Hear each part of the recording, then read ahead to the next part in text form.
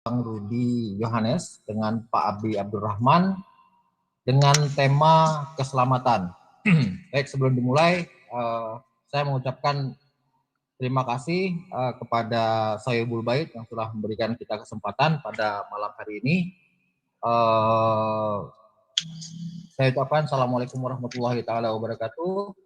Alhamdulillah Rabbil Alamin, hamdan syakirin, hamdan na'amin, hamdan yuafi ni'mahu wa yukafi mazidah. Ya Rabbana lakal hamdu kama yanbaghi lidzal kalimul azim sultanik. Allahumma shalli ala sayyidina Muhammad wa ala ali sayyidina Muhammad. Baik, tanpa membuang waktu yang lain, kita akan segera mulai pada malam hari ini. Kami persilahkan kepada tamu ya, Pak Rudi, untuk melaksanakan pembukaan atau opening statement selama 5 menit. Waktu dimulai setelah Anda bicara. Silakan, Pak Rudi. Oke, terima kasih. Suaraku udah kedengaran? Halo, tes. Oke, clear. Ya. Terima kasih bahwa penebusan itu jalan keselamatan, Jalan keselamatan itu hanya terdapat di dalam Yesus. Itu di ajaran kami ya. Kenapa hanya terdapat dalam Yesus? Karena dialah akulah jalan dan kebenaran dan hidup. Tidak ada yang sampai kepada Bapa kalau tidak melalui aku. Dan kami beriman Yesus itu sudah di sorga.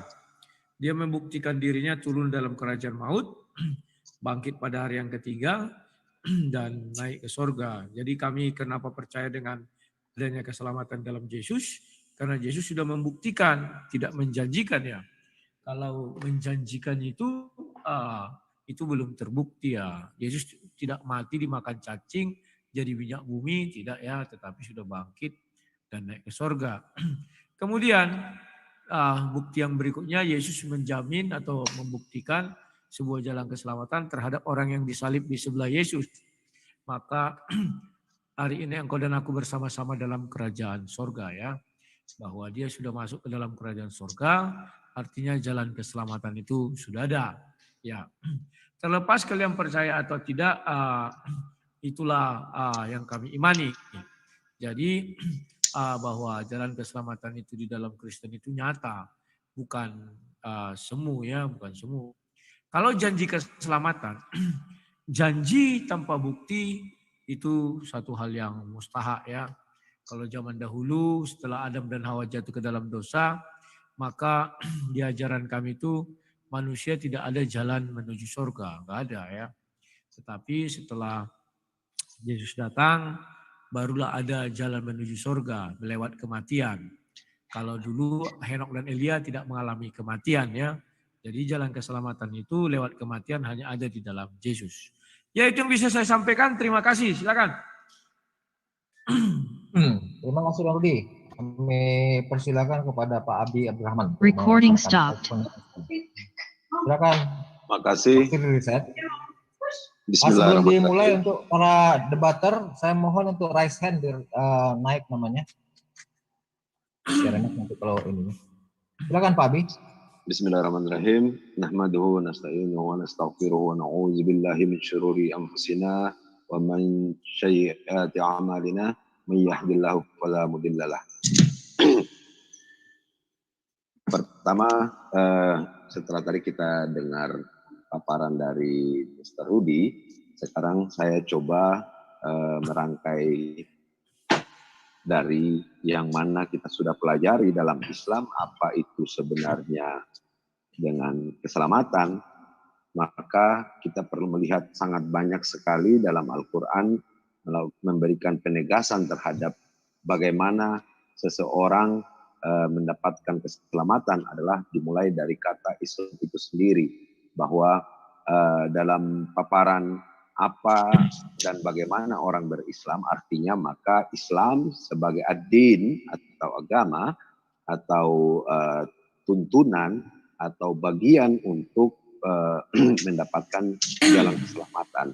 Dipertegas dalam surat Fussilat bahwa wan najjayna allazina amanu wa kanu yattaqun, dan kami selamatkan orang-orang yang beriman karena mereka adalah orang-orang yang bertakwa. Artinya di sini bahwa keimanan dan ketakwaan dalam Islam itu dapat bisa untuk mendapatkan keselamatan. Kalau bicara keselamatan akan banyak sekali terbagi dalam beberapa hal, terutama adalah untuk urusan akhirat ya, untuk urusan akhirat. Tapi sesungguhnya bukan hanya dalam urusan akhirat, tapi juga urusan kehidupan di dunia. Kalau selalu berpegang dari pegangan keselamatan di Islam itu memiliki ada 6. Tadi kita bicara orang-orang beriman, maka penting sekali ada rukun ya, ada rukun Islam dan rukun iman. Selama berpegang kepada dua hal ini, maka dunia bisa didapatkan oleh orang yang takwa, yang beriman kepada Allah Subhanahu Wa Taala, yang esa ya dari 6 ketetapan rukun ya. Rukun iman itu sesuatu yang wajib dipercaya atau diimani oleh seorang Muslim. Maka dengan demikian konsep keselamatan bagi Islam itu adalah clear, di mana dunia adalah jalan juga untuk mendapatkan keselamatan akhirat. Apa yang dilakukan di dunia dan lain sebagainya itu menjadi jalan untuk menemukan jalan bahagia di surga, jalan bahagia di surganya Allah yang Allah siapkan. Itulah konsep keselamatan dalam Islam, sehingga memiliki banyak jalan buat orang-orang yang tentu saja haruslah berilmu dalam sisi agama. Orang tidak bisa tidak peduli dengan agama Islam kemudian berharap selamat ya, karena akan banyak sekali kecacatan dari cara berpikir, dari cara beranalogi tentang bagaimana perintah Allah itu akan bermasalah ke depan. Mungkin itu yang bisa disampaikan dalam prolog tentang keselamatan dalam Islam yang coba kita paparkan bersama Pak Rudi Yohanes. Terima kasih. Assalamualaikum warahmatullahi wabarakatuh.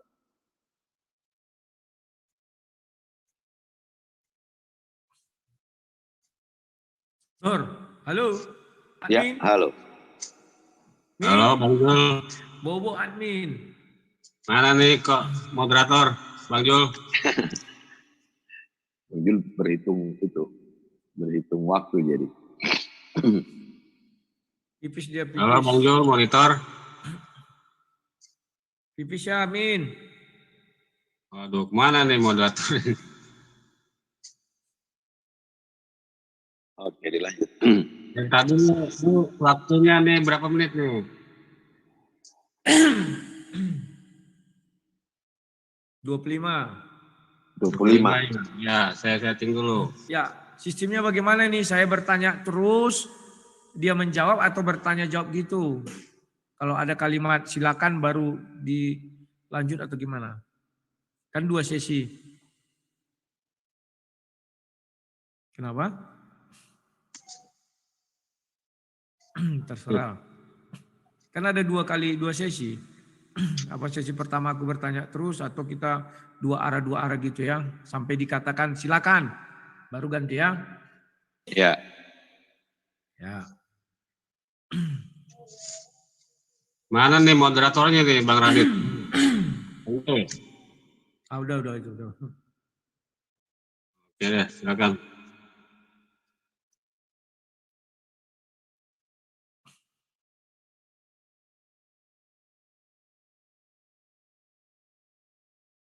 Untuk Berarti ya. bertanya dulu, Bang Rudi Boleh. jawab. Oke. Oke, tadi Bung Rudi Yohanes saya bertanya dari apa yang dipaparkan saja. Mungkin di sini sengaja dibuat perangkapnya sehingga saya coba masuk ke dalam perangkapnya Pak Rudi Yohanes. Pak Rudi Yohanes katakan bahwa keselamatan dalam Kristen itu adalah dikarenakan sudah bangkitnya Yesus ya, bukan karena kematiannya Yesus, tapi karena sudah bangkitnya Yesus. Maka pertanyaan yang saya ingin tahu, sesuatu yang mati itu, sesuatu yang hidup itu tentu mati, ya, tentu mati itu yang kita ketahui. Sehingga kalau memang karena sudah bangkit, yang ingin saya tanyakan, apakah Yesus yang baru diketahui bangkit dalam keadaan setelah mati? Itu pertanyaannya. Menurut Bang Rudi gimana? Silakan Bang Rudi. Oke, terima kasih. Mohon izin Bapak, kita manfaatkan waktu 5 menit dulu, langsung dibentukkan pertanyaan, kemudian nanti belum TikTok Pak. Oke, ya. Set lagi waktunya ya. Ya, set lagi. Sorry, tadi saya barusan kebentar. Lanjut lagi, silakan. Bentar.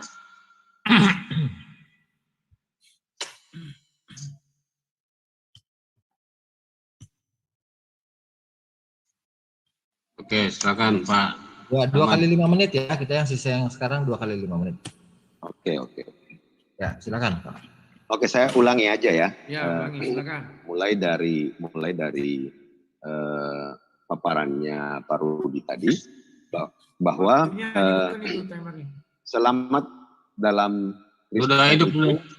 Adalah karena Yesus itu sudah bangkit. Pertanyaannya adalah, apakah Yesus itu bangkit dari kematian, artinya setelah mati dulu, lalu Yesus sebagai apa ketika mati, atau ketika kematian dalam berapa hari misalnya, terus kemudian bangkit, kenapa ada seperti itu? Lalu hubungannya dengan keselamatan orang lain itu apa? Oke, silakan Mbak Rudi. Oke, terima kasih. Tadi memang saya mengatakan demikian, bahwa katanya setiap manusia yang mati, hidup pasti mati ya. Kalau dalam ajaran Kristen enggak, karena Henok dan Elia itu enggak mengalami kematian, dia langsung terangkat ke surga. Nah, sekarang mengenai Yesus, apakah keselamatan itu setelah Yesus mati baru bangkit dan naik ke surga? Ya, perlu diketahui bahwa Yesus itu sebenarnya tidak pernah mati. Dari sudut Yesus dia mengatakan memberikan nyawanya dan untuk menerimanya kembali. Dari sudut manusianya yang memang mengatakan Yesus mati karena manusia tidak mampu menerjemahkan hal itu ya. Jadi Yesus menyerahkan nyawa di kayu salib, dikuburkan. Dari manusianya dilihat dia bangkit. Jadi ada kebangkitan setelah kematian, itu bukti. Dan setelah itu Yesus menuju surga. Jadi bagi kami keselamatan itu dalam Yesus karena Yesus sudah ke surga. Sehingga dia tahu jalan ke surga. Kami tidak lagi berharap kepada mayat, ya, karena Yesus bukan mayat. Mohon maaf Bang Rudi, sebelum dilanjutkan, suaranya kecil nih. Timer tolong diberhentikan dulu. Oke. Tes, sudah besar. Ya, mantap ini, mantap. Ya, lanjut. Jadi bahwa kami jalan keselamatan itu Yesus kan sudah ke surga. Jadi kami tahu jalan ke surga dari Yesus. Udah kami tidak lagi menyembah mayat karena Yesus tidak mati lagi ya, sudah di surga. Silakan.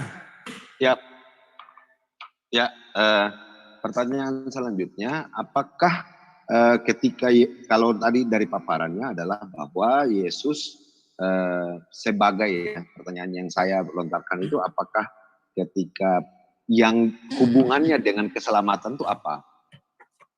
Yang belum saya rasa dijawab. Keselamatan orang lain, keselamatan yang orang ini sebagai apa, terus mengaku selamat karena Yesus telah bangkit. Itu pertanyaannya. Silakan. Oke, terima kasih. Keselamatan itu sebenarnya diawali dengan penebusan dosa ya. Di Matius 26 itu ayatnya yang ke-27 sampai 29, darahku tertumpah pengampunan dosa bagi banyak orang. Kalau dosa kami tidak diampuni, ya kami juga tidak selamat. Nah, maka dari itu kalau zaman sekarang kami ada namanya melakukan perjamuan malam atau perjamuan kudus. Jadi Yesus mengatakan, inilah tubuhku ya, ambillah dan makanlah dan minumlah darahnya. Itu di Matius 26. Dan di Yohanes 6 juga dikatakan bahwa Yesus itu adalah roti hidup. Barang siapa yang memakannya dia akan hidup selama-lamanya. Jadi kami percaya bahwa melalui Yesuslah kami bisa selamat ke surga. Dan keselamatan kami itu karena kasih karunia Yesus. Ya dia kan darahnya untuk penebusan dosa. Kalau dosa kami tidak disebut, ya kami nggak sampai ke surga. Karena di surga tidak boleh ada dosa setitik apapun. Itulah sebabnya Adam diusir dari surga karena memiliki dosa setitik. Silakan. Oke, saya ikuti terus. Pertama, Bang Rudi hidup di tahun 2000 berapa ini ya sama teman-teman? 2015, 2000 sampai sekian ya. Sedangkan Yesus mati menebus dosanya Bang Rudi yang belum hidup itu 2000 tahun sebelumnya. Bagaimana caranya menghubungkan analogi ini bahwa penebusan dilakukan lebih dahulu, baru kemudian dosa ada kemudian. Dosa umatnya ini atau dosa siapalah yang orang Kristen. Ayo silakan. Ya, bahwa sejak semula dosa itu hadir lebih dahulu. Itu kami peroleh dari Adam dan Hawa. Makanya berikutnya datanglah yang namanya penebusan dosa ya. Kalau di Kejadian 3 itu ada ya. Dan penebusan dosa setelah Yesus datang. Jadi tidak pernah penebusan lebih dahulu baru dosa ada. Gak ada itu. Karena Adamlah kami mengenal dosa. Sebelumnya manusia tidak mengenal dosa ketika di Firdaus. Paham ya? Silakan. Oke, saya lanjutkan lagi. Dosa hanya satu kriteriakah di Kristen? Hanya satu dosa ini saja, dosa yang diwariskan oleh Adam saja, dosa masing-masing orang yang diperbuat ketika hidupnya bagaimana? Silakan. Ya, dosa bukan satu kriteria. Dosa itu karena Adamlah kami mengenal dosa. Karena Adamlah kami berdosa. Jadi seluruh dosa itu karena Adam. Kalau Adam di sorga tidak berdosa, kami pun tidak berdosa. Kami tidak mengenal dosa. Orang di sorga kan tidak ada dosa. Silakan. Oke, dari paparannya Bang Rudi, katakan bahwa manusia berarti pasti atau wajar melakukan dosa. Sebesar apapun dosa yang dibuat, pasti yang salah Adam. Oke ya, itu catatannya. Nah pertanyaannya, berarti hanya satu jalan penebusan ya, bahwa sudah ditebus oleh seorang Yesus dengan kebangkitannya. Nah kemudian pertanyaannya ada dua berarti. Yang pertama apakah demikian, ya kan? Yang kedua, saya ingin tahu bahwa yang pertama apa tadi? Yang pertama, apakah hubungannya memang demikian? Hanya ada satu jalan penebusan yang hanya dilakukan oleh Yesus. Berarti dosa-dosa yang lain yang dibuat orang-orang manusia yang lain di dunia ini bagaimanapun itu hanya satu jalan itu saja. Artinya kan berarti untuk selamat hanya perlu percaya berarti kalau jalannya caranya kayak gitu. Yang kedua, pertanyaannya, apakah Yesus juga ikut dihukum ketika penebusan itu? Satu hukuman itu apakah nanti ikut dihukum juga? Pertanyaannya. Aku jawab? Ya, silakan. Oke. Apakah Yesus nanti dihukum? Yesus sudah dihukum. Ketika disalib itu kan itulah hukuman yang diterima Yesus. Jadi hukuman itulah menebus dosa-dosa manusia itu semua ya, yang dibuat oleh Adam dan Hawa. Ya. Mengapa kami berdosa hanya dari Adam dan Hawa? Ya, Adam dan Hawa pada pertama diciptakan dia tidak mengenal dosa. Ya, andai kata misalnya Adam dan Hawa ini hidup di sorga, maka kami hidup di sana beranak cucu misalnya. Kami ada anaknya sana. Kami tak kenal dosa, apa itu dosa. Tapi karena dia memakan pohon itu maka dia berdosa. Ketika dia berdosa maka manusia mengenal dosa. Paham ya maksudnya ya? Semoga paham. Silakan. Oke, kalau paham ya paham bahwa ini memang ada yang melingkar gitu kan. Yesus ini sebagai siapa? Tadi katanya bentuknya penebus dosa. Ya, penebus dosa sehingga dia sudah dihukum. Ini waktu dia dihukum itu dia sebagai apa? Sebagai apa begitu loh? Itu pertanyaannya. Sebagai apa sih sebenarnya kok bisa dihukum dulu? Silakan.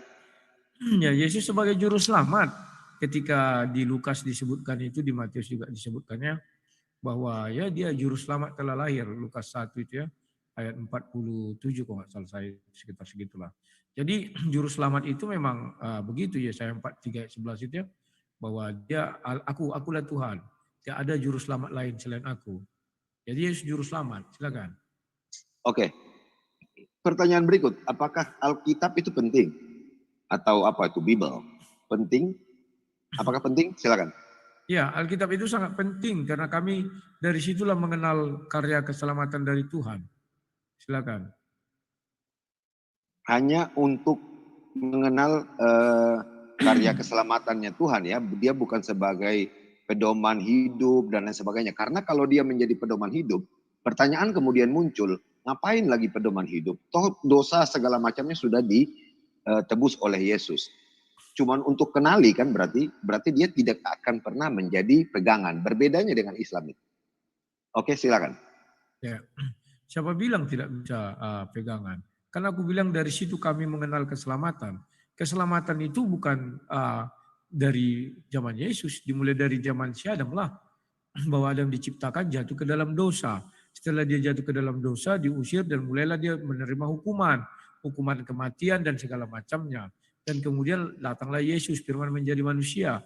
Firman itulah yang menyelamatkan orang yang tidak bisa ke sorga. Karena sebelum Yesus datang dengan apa orang ke sorga? Enggak ada. Kecuali dia hidup 100% murni tanpa dosa, itulah Henok dan Elia. Setelah itu tidak ada jalan ke sorga. Silakan. Selesai aku. Untuk menghabiskan waktu saya yang tersisa, saya hanya mengambil sebuah kesimpulan bahwa Alkitab hanya untuk mengenal karya keselamatan menurut Bung Rudi Yohanes, dan bukan sebagai ketentuan atau pegangan, ya. Itu yang kita dapat, ketentuan atau pegangan dalam kehidupan hari-harinya, bukan gitu ya, untuk menyelamatkan dirinya juga bukan. Itu hanya untuk mengenali apa itu karya keselamatan yang dibuat oleh Yesus sebagai sebagai juru selamat, oke? Dan sudah tidak ada lagi pertanyaan dari saya untuk yang pertama. Oke, makasih. Baik, terima kasih. Tanya jawab 5 menit pertama sudah selesai. Kemudian kita kembalikan ke Bang Rudi untuk bertanya. Silakan untuk waktunya dimanfaatkan. 5 menit Pak Rudi bertanya dan Pak Abi Abdurrahman menjawab. Silakan. Ya, tunggu, sebentar.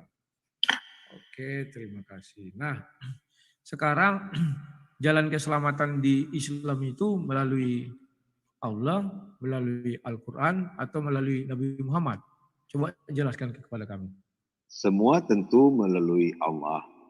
Artinya yang punya hak kuasa atas dunia dan seisinya adalah Allah. Maka ada namanya jalan keselamatan dengan ittiba kepada Rasulullah.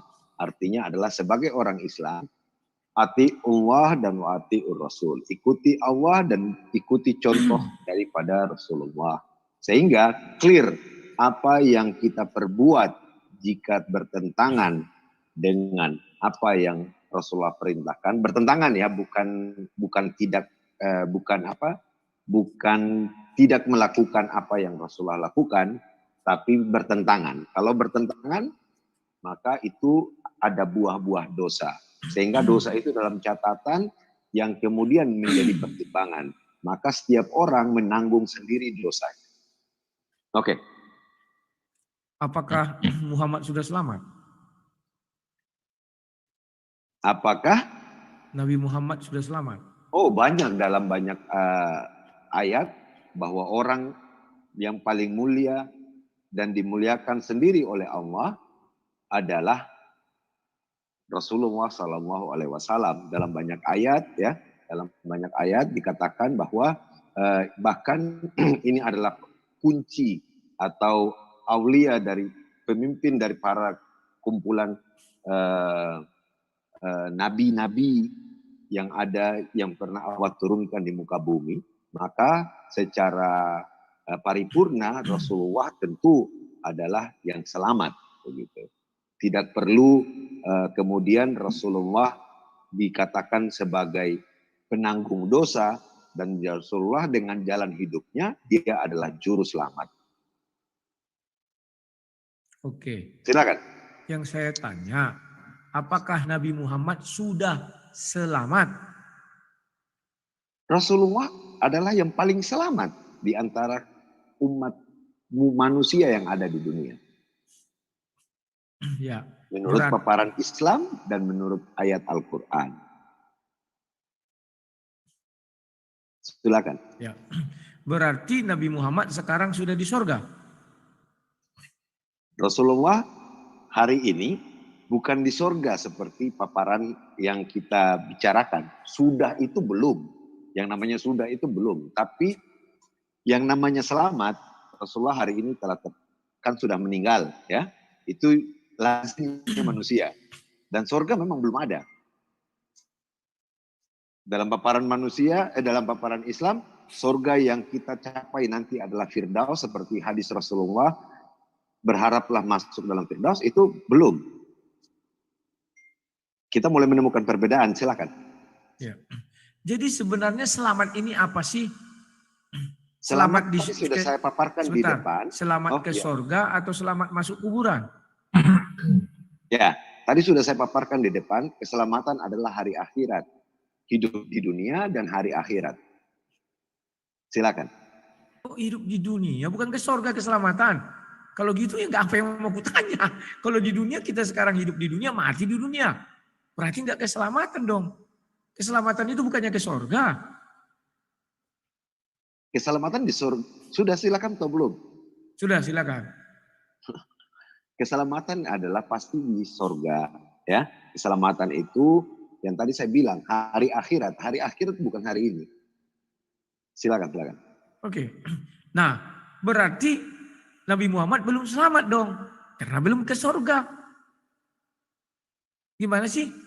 Aku jadi bingung. Apa sih keselamatan ini menurut Islam? Silakan. Keselamatan menurut Islam sudah saya paparkan di depan. Dalam ayat Al-Quran banyak disebutkan, diberitakan bahwa dan Allah menyelamatkan orang-orang yang bertakwa karena kemenangan mereka. Artinya itu salah satu surat Az-Zumar ayat 61. Orang-orang itu selamat dan dari apa? Dari hari akhir, dari azab kesedihan hati ketika di dunia, dari azab hari akhir. Nanti mereka mati dan masuk surga setelah datangnya hari akhir. Silakan. Berarti Nabi Muhammad belum selamat dong. Karena belum hari akhir. Kecuali sudah jumpa hari akhir, Nabi Muhammad masuk surga, baru dikatakan selamat. Kan demikian ya definisi yang Anda tawarkan. Silakan. Bukan itu. Yang dalam Islam, keselamatan seperti yang saya paparkan. Bahwa keselamatan itu untuk mulai dari kehidupan di dunia adalah kata selamat itu sendiri. Orang bisa selamat hidup di dunia dengan cara yang benar, dengan mengikuti Al-Quran, dengan mengikuti Rasulullah. Begitu juga sampai pada hari akhir, penghisapan dan lain sebagainya. Silakan. Berarti tujuan keselamatan di dunia juga, bukan ke surga. Di dunia gimana? adalah, Silakan. di dunia adalah untuk tatanan hidup manusia. Jadi orang hidup dengan lebih teratur, dengan mengetahui Al-Quran itu sendiri, dengan mengetahui contoh hidup daripada Rasulullah. Silakan. Ya, berarti benar ya bahwa hari kiamatlah nanti keselamatan dan Nabi Muhammad belum masuk surga, tetapi sudah dijanjikan keselamatan. Nabi Muhammad belum selamat atau masih mau dirubah? Silakan. Tidak ada perubahan. Tidak ada perubahan. Tidak Nabi ada Muhammad perubahan. sudah selamat ya? Ya, tidak ada perubahan tentang hal itu. Nabi Muhammad sudah selamat. Sudah selamat. Berarti sekarang di surga. Bukan begitu cara hidup cara perkataannya. Oke, aku lagi. Ya, jadi apa sebenarnya keselamatan ini? Aku jadi bingung. Kalau orang Kristen kan keselamatan itu adalah masuk surga. Mati atau langsung masuk surga gitu. Sebentar. Bukan. Iya bisa mati masuk surga. Maka Yesus sudah mati masuk surga. Nah itu maksud kami kalau di Kristen itu keselamatan itu ke surga. Saya nggak tahu bukan maksudnya keselamatan di bumi. Misalnya nih, saya mau ditabrak mobil, tuh ditabrak, habis itu saya sehat. Itu selamat juga. Bukan itu. Kalau keselamatan bagi kami menuju surga. Nah tolong dijelaskan. Kami jadi bingung orang Kristen mau belajar Islam ini. Silakan. Silakan ya. Untuk hidup yang perkataan kata selamat itu sendiri, tadi saya sudah jelaskan bahwa dimulai dari cara hidupnya itu menjamin kehidupan kemudian. Sehingga tidak bisa diputar-putar apa itu selamat tuh kena tabrak terus tetap selamat itu adalah keselamatan. Bukan itu. Silakan. Oke. Ya, saya pun jadi nggak ngerti mau bertanya apa. Saya bilang Nabi Muhammad sudah selamat, iya kamu bilang. Saya bilang Nabi Muhammad sekarang di surga, belum. Berarti sulit membedakan janji keselamatan dengan keselamatan. Apakah bisa diuraikan apa itu beda janji keselamatan dengan keselamatan? Silakan. Gimana? Ulang. Dapatkah diuraikan janji keselamatan dengan keselamatan? Silakan. Kalau dalam Islam bukan janji keselamatan, Tetapi ketentuan yang membawa seseorang kepada keselamatan itu bukan sekedar janji, karena keselamatan itu dapat diraih selagi mulai dari hidup, dari kehidupannya sampai kemudian pada hari akhir. Oke, sekarang waktu saya ya, waktunya Bapak sudah habis. Jadi kawan-kawan, saya sering berdiskusi ya, bahwa sampai saat ini orang Muslim tidak mengerti apa itu keselamatan. Mereka mengira janji keselamatan itu adalah keselamatan. Kalau janji keselamatan itu belum terkabul, tapi akan datang. Kalau keselamatan itu sudah terjadi dan sudah terlaksana, maka kami dari Kristen selalu mengatakan kami sudah punya jaminan keselamatan. Kami sudah selamat karena kami mengikut yang selamat. Yesus sekarang sudah di sorga, tidak di bumi lagi. Tetapi kami juga ada janji keselamatan. Kenapa? Karena kami orang-orang yang belum sampai ke sorga. Masih diberi janji. Janji apa? Bahwa kami akan selamat. Nah itu bedanya. Janji keselamatan dan keselamatan. Baru jaminan ke sorga dan janji ke sorga itu beda lagi. Kalau janji ke sorga, ya kalian kalau baik-baik nanti masuk sorga. Itu janji. Kalau jaminan, ya sudah ada yang di sorga. Dan dibuktikan Yesus, orang yang disalib di sebelah Yesus, sudah masuk sorga. Jadi jaminan keselamatan di dalam kekristenan itu ada. Sudah ada yang ke sorga, itu jaminannya. Janjinya apa? Ya kami nanti oleh kasih karunia Yesus bisa masuk sorga. Tetapi tidak semua orang Kristen masuk sorga. Karena urusan menuju sorga ini bukan urusan agama. Banyak orang Kristen membunuh. Banyak orang Kristen berzina. Jadi dia bukan ke sorga itu bukan karena agama. Ya, tetapi karena kasih karunia Yesus. Itulah yang bisa saya jelaskan untuk sesi pertama ini. Terima kasih. Baik, terima kasih Bang Rudi, Pak Abi. Kita mau lanjutkan sesi seperti tadi 2 kali atau kita langsung masuk ke TikTok masing-masing 25 menit. Kami tawarkan pada kedua pihak. Terserah ya. Tadi pastinya saya sudah menemukan banyak pertanyaan kan. Tinggal mau pakai pola yang mana. Gimana Bang Rudi, kita langsung masuk ke TikTok 25 menit ya. Langsung boleh. jadi satu aja untuk timer. Waktunya. Waktunya langsung 25 menit saja, dibikin satu. Oke. Satu aja untuk 25 menit. Ini waktunya yang di bawah ini ya. Ya. Oke, ini selanjutnya Pak Abi ya yang bertanya ke Pak Rudi ya. Kita laksanakan 25 menit. Ya. Kami persilakan Pak Abi, waktu dimulai setelah Anda 25 menit pertama ini Pak Abi yang bertanya sama aku terus menerus atau gimana? Iya, betul. betul. Oh, Jadi iya, Pak Abi dulu yang nanya, Pak Rudi yang jawab. Nanti 25 menit selanjutnya Pak Rudi yang tanya, Pak Abi yang jawab. Oke, silakan. Ya, silakan Pak Abi. Oke, pertanyaan pertama tadi katanya, saya mempertebal dulu ya, kesempatan waktu saya mempertebal bahwa keselamatan dalam Islam adalah jaminan kehidupan bahagia mulai daripada kehidupan di dunia sampai pada kehidupan hari akhir. Itu jaminan keselamatannya, bahwa setiap orang Islam, setiap Muslim itu lebih utama dalam janji Allah terhadap keselamatan di hari akhir. Begitu juga dengan sebagai tuntunan ada Al-Quran dan contoh Rasulullah yang bisa diikuti untuk kehidupan bahagia di dunia. Pertanyaannya muncul ketika Bung Rudi Yohanes katakan bahwa Yesus sudah ke surga. Dalam pengakuan mana Yesus sudah di surga menurut Bung Rudi? Silakan. Ya, di Kisah Para Rasul 1 dijelaskan bahwa Yesus terangkat ke surga. Ya, itu nanti di Kisah Para Rasul 1. Di Kisah Para Rasul 1 bunyinya seperti apa, Pak? Bentar ya. Ayat 6 itu ya. Bentar. Bentar ya.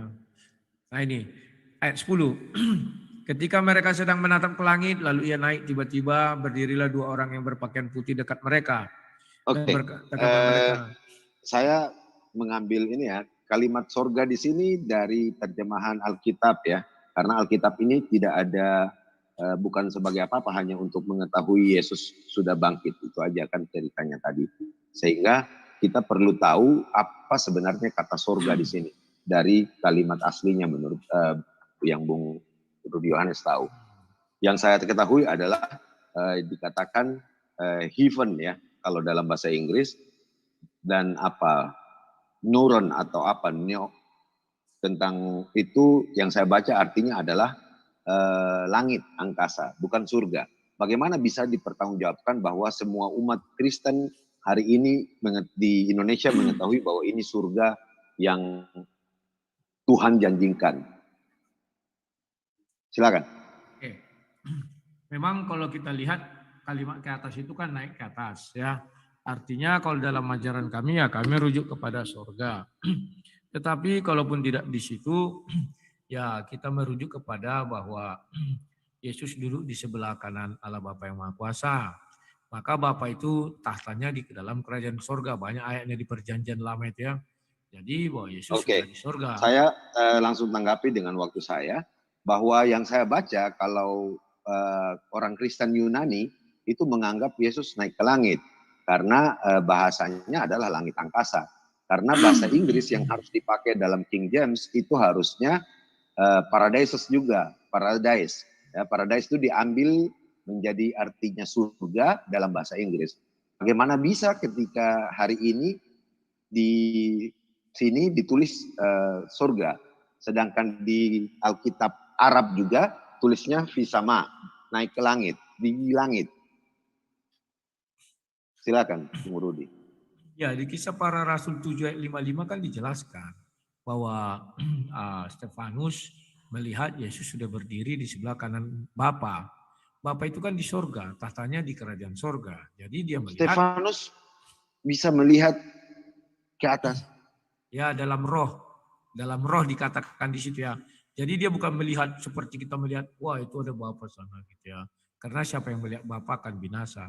Maka ditambahi kata di situ Kisah Para Rasul 7:55, tetapi Stefanus yang penuh dengan Roh Kudus. Jadi dia bisa melihat dalam penglihatan roh sama seperti pewahyu. Dia melihat Yesus ya di tahta kerajaan surga dan melihat Bapa. Silakan.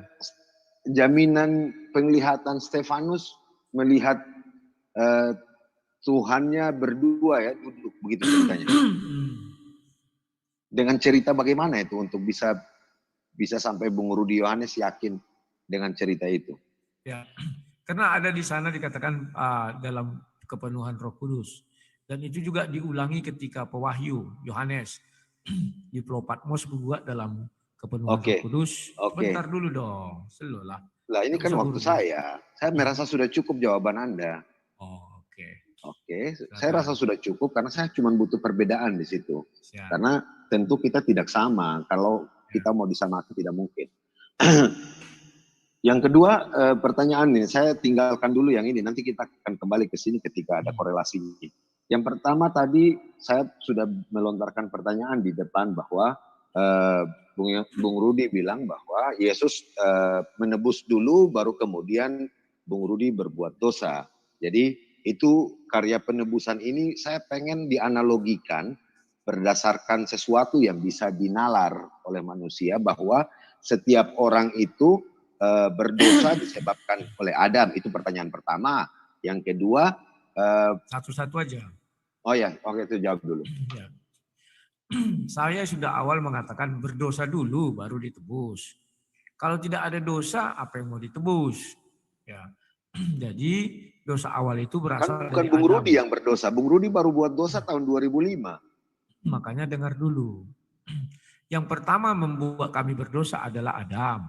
Kalau Adam tidak jatuh dalam dosa, kami tidak berdosa, kami tidak mengenal dosa, maka kami tidak berdosa. Si Adam lah yang membuat manusia ini semua berdosa. Jadi kamu menuduh Adam untuk yang berdosa, yang berbuat dosa dan kamu semua dosa. Ya, bukan saya begitu, kan? Bukan saya yang menuduh, tetapi memang itu sudah tertulis di Alkitab. Dosa pertama tadi mulai berasal dari Adam. Hanya tahu kenapa harus ditebus, dia tidak menjadi pegangan hidup. Keselamatan kan tadi kalau menurut saya berikan pandangan bahwa keselamatan itu adalah kehidupan dunia dan kehidupan akhirat. Untuk jaminan surganya di mana? Padahal yang berdosa kan Adam. Ya, mohon diperhatikan bahwa manusia pertama dicipta tidak berdosa. Paham ya? Maka Adam dan Hawa disuruh beranak cucu. Artinya kalau dia tidak berdosa, dia beranak cucu, maka anak cucunya pun tidak akan pernah berdosa. Karena tidak mengenal dosa. Setelah dibuat pohon pengetahuan, dibuat larangan, si Adam menyentuh pohon itu maka berdosalah dia. Maka anak cucu Adam mulai mengenal dosa. Dan iblis yang membuat dia berdosa dijatuhkan ke bumi atau diberi hukuman dia untuk makanannya seribu tanah atau manusia itu ya. Oke, Yesus sebagai manusia siapa yang mencabut nyawanya? Nah, kalau bertanya Yesus sebagai manusia siapa yang mencabut nyawanya, itu ada di Yohanes 10 ayat 17 sampai 18. Tidak seorang pun mengambilnya daripadaku. Jadi di situ jelaskan Yesus memberi nyawanya untuk menerimanya kembali. Berarti gagal penembusan dosanya. Penebusan dosa tidak pernah gagal. Karena penebusan dosa itu oleh darah Yesus, bukan oleh kematian Yesus. Itu dijelaskan di Matius 26, ayatnya 27 sampai 29. Jadi darah manusia sebagai penebusan dosa. Ya, aku bacakan dulu ya. Untuk orang-orang yang percaya, begitu? Ya, 27. Matius 26 ayat 27. Sesudah itu dia mengambil cawan, mengucap syukur, lalu memberikannya kepada mereka dan berkata, minumlah kamu semua dari cawan ini. Sebab inilah darahku, darah perjanjian yang ditumpahkan bagi banyak orang untuk pengampunan dosa. Kata Yesus itu? Ya, jadi pengampunan dosa kami itu oleh darah Yesus yang tercurah. Kapan darah Yesus mulai tercurah? Ketika mulai dia ditangkap, dicambui kan keluar darah. Mulai dari situlah mulai berjalan sampai kematiannya ditombak keluar darah. Jadi Yesus sebagai Tuhan turun sebagai manusia untuk mati untuk orang-orang yang hidup kemudian. Ya, Yesus itu adalah firman Tuhan yang menjadi manusia. Bukan Tuhan langsung, bukan Bapa di sorga langsung yang menjadi manusia. Tidak. Kecacatan analogi ini bagaimana bisa meyakinkan kepada orang bahwa ini konsep keselamatan yang benar? Saya belum nyambung di situ. Bahwa kalau konsep keselamatan yang benar adalah siapapun yang kemudian berbuat dosa. Bang Rudi nggak lengket kan sama Adam? Jawab. Silakan, coba saya tanya. Ya. Bukan, tidak ada kesalahan analogi. Yang itu yang terjadi sebenarnya adalah kemampuan berpikir yang kurang. Ya. Bahwa saya terikat sama Adam, ya. Karena saya berasal. Paparkan bagaimana karena saya berasal dari DNA Adam dan Hawa. Maka ada saya. Maka dosa si Adam itu masuklah ke dalam DNA saya. Tunggu. Yesus kan juga punya DNA Adam dan Hawa. Yesus tidak punya DNA Adam dan Hawa. Ibunya? Ibunya Yesus itu, kalau dikatakan Yesus punya DNA Adam dan Hawa, maka harus ada yang membuahi sel telurnya ibunya. Ibunya tidak punya sel telur untuk dibuahi. Tetapi langsung ditaruh. Bung Rudi Yohanes. Firman itu di dalam Bung Rudi Yohanes. Orang lahir, satu manusia lahir itu dari 2 gen. Kalau Yesus hanya 1 gen, masih tetap ada hubungannya dengan asalnya. Maria punya bapak punya bapak lagi, punya ayah lagi, terus. Jadi masih ada satu hubungan. Jadi bagaimana maksudnya ini? Ya, kalau kamu baca di Matius itu silsilah Yesus dan di Lukas itu kan silsilah ayah dan ibunya. Kalau kan Yesus sudah dijelaskan bahwa Alkitab tidak ada tunggu dulu, sabar dong. Kita mengedukasi orang nggak usah gitu. Dengarkan dulu aku bicara biar tersampaikan. Atau kau yang bicara terus? Ya Bang Rudi kan yang mau ngedukasi orang, tapi saya di sini orang yang bertanya. Iya makanya bertanya didengar dulu. Setelah aku jawab, kan jawab aja sekarang. Kita kan sudah sepakat ada kata silakan. Yesus tidak ada DNA-nya Maria. Ya. Kalau Yesus punya DNA Maria, maka ada yang membuahi sel telurnya Maria. Ini tidak ada yang membuahi sel telur Maria. Kalau ada yang membuahi sel telur Maria, maka itu manusia. Sel telur itu sendiri menghasilkan DNA. Ya iyalah. Iya, sel telur itu sendiri menghasilkan DNA itu makanya, sendiri. kan tidak ada yang membuahi. Nah, sel telur itu sendiri sudah mengandung DNA. Iya, kan tidak ada yang membuahi sel telurnya. Loh, Sel telur itu sendiri sudah membuahi DNA-nya. Betul. Yesus itu tidak terjadi dari sel telur itu. Paham nggak? Terus dari mana? Ya langsung dari Tuhan. Meniupkan roh. Yesus kudus ke dalam disusui. rahimnya. Yesus disusui. Yesus Ya. semua. Disusui. Bagaimana ceritanya? Yesus Dari nggak mana disusui. kamu tahu Yesus disusui? Yesus nggak disusui. Mana ayatnya? Loh. Yesus tumbuh atau tiba-tiba besar? Kalau kita bicara, kan kita bicara dalil. Bagaimana bisa Yesus menjadi... Manusia biasa saja dikasih air tojin itu hidup. Gak harus disusui misalnya. Kalau kita bicara konsep susui. keselamatan, Jadi dalilku mengenai Yesus disusui nggak benar. Kecuali ada, ya disusui, aku bilang. Tapi kalau kau paksakan harus disusui, air tojin aja. Anakku nggak pernah disusui mamanya bisa hidup.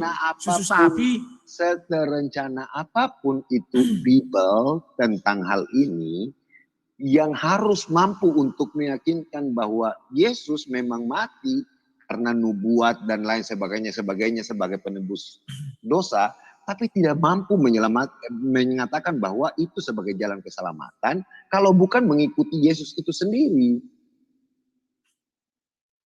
Terus? Pahami nggak?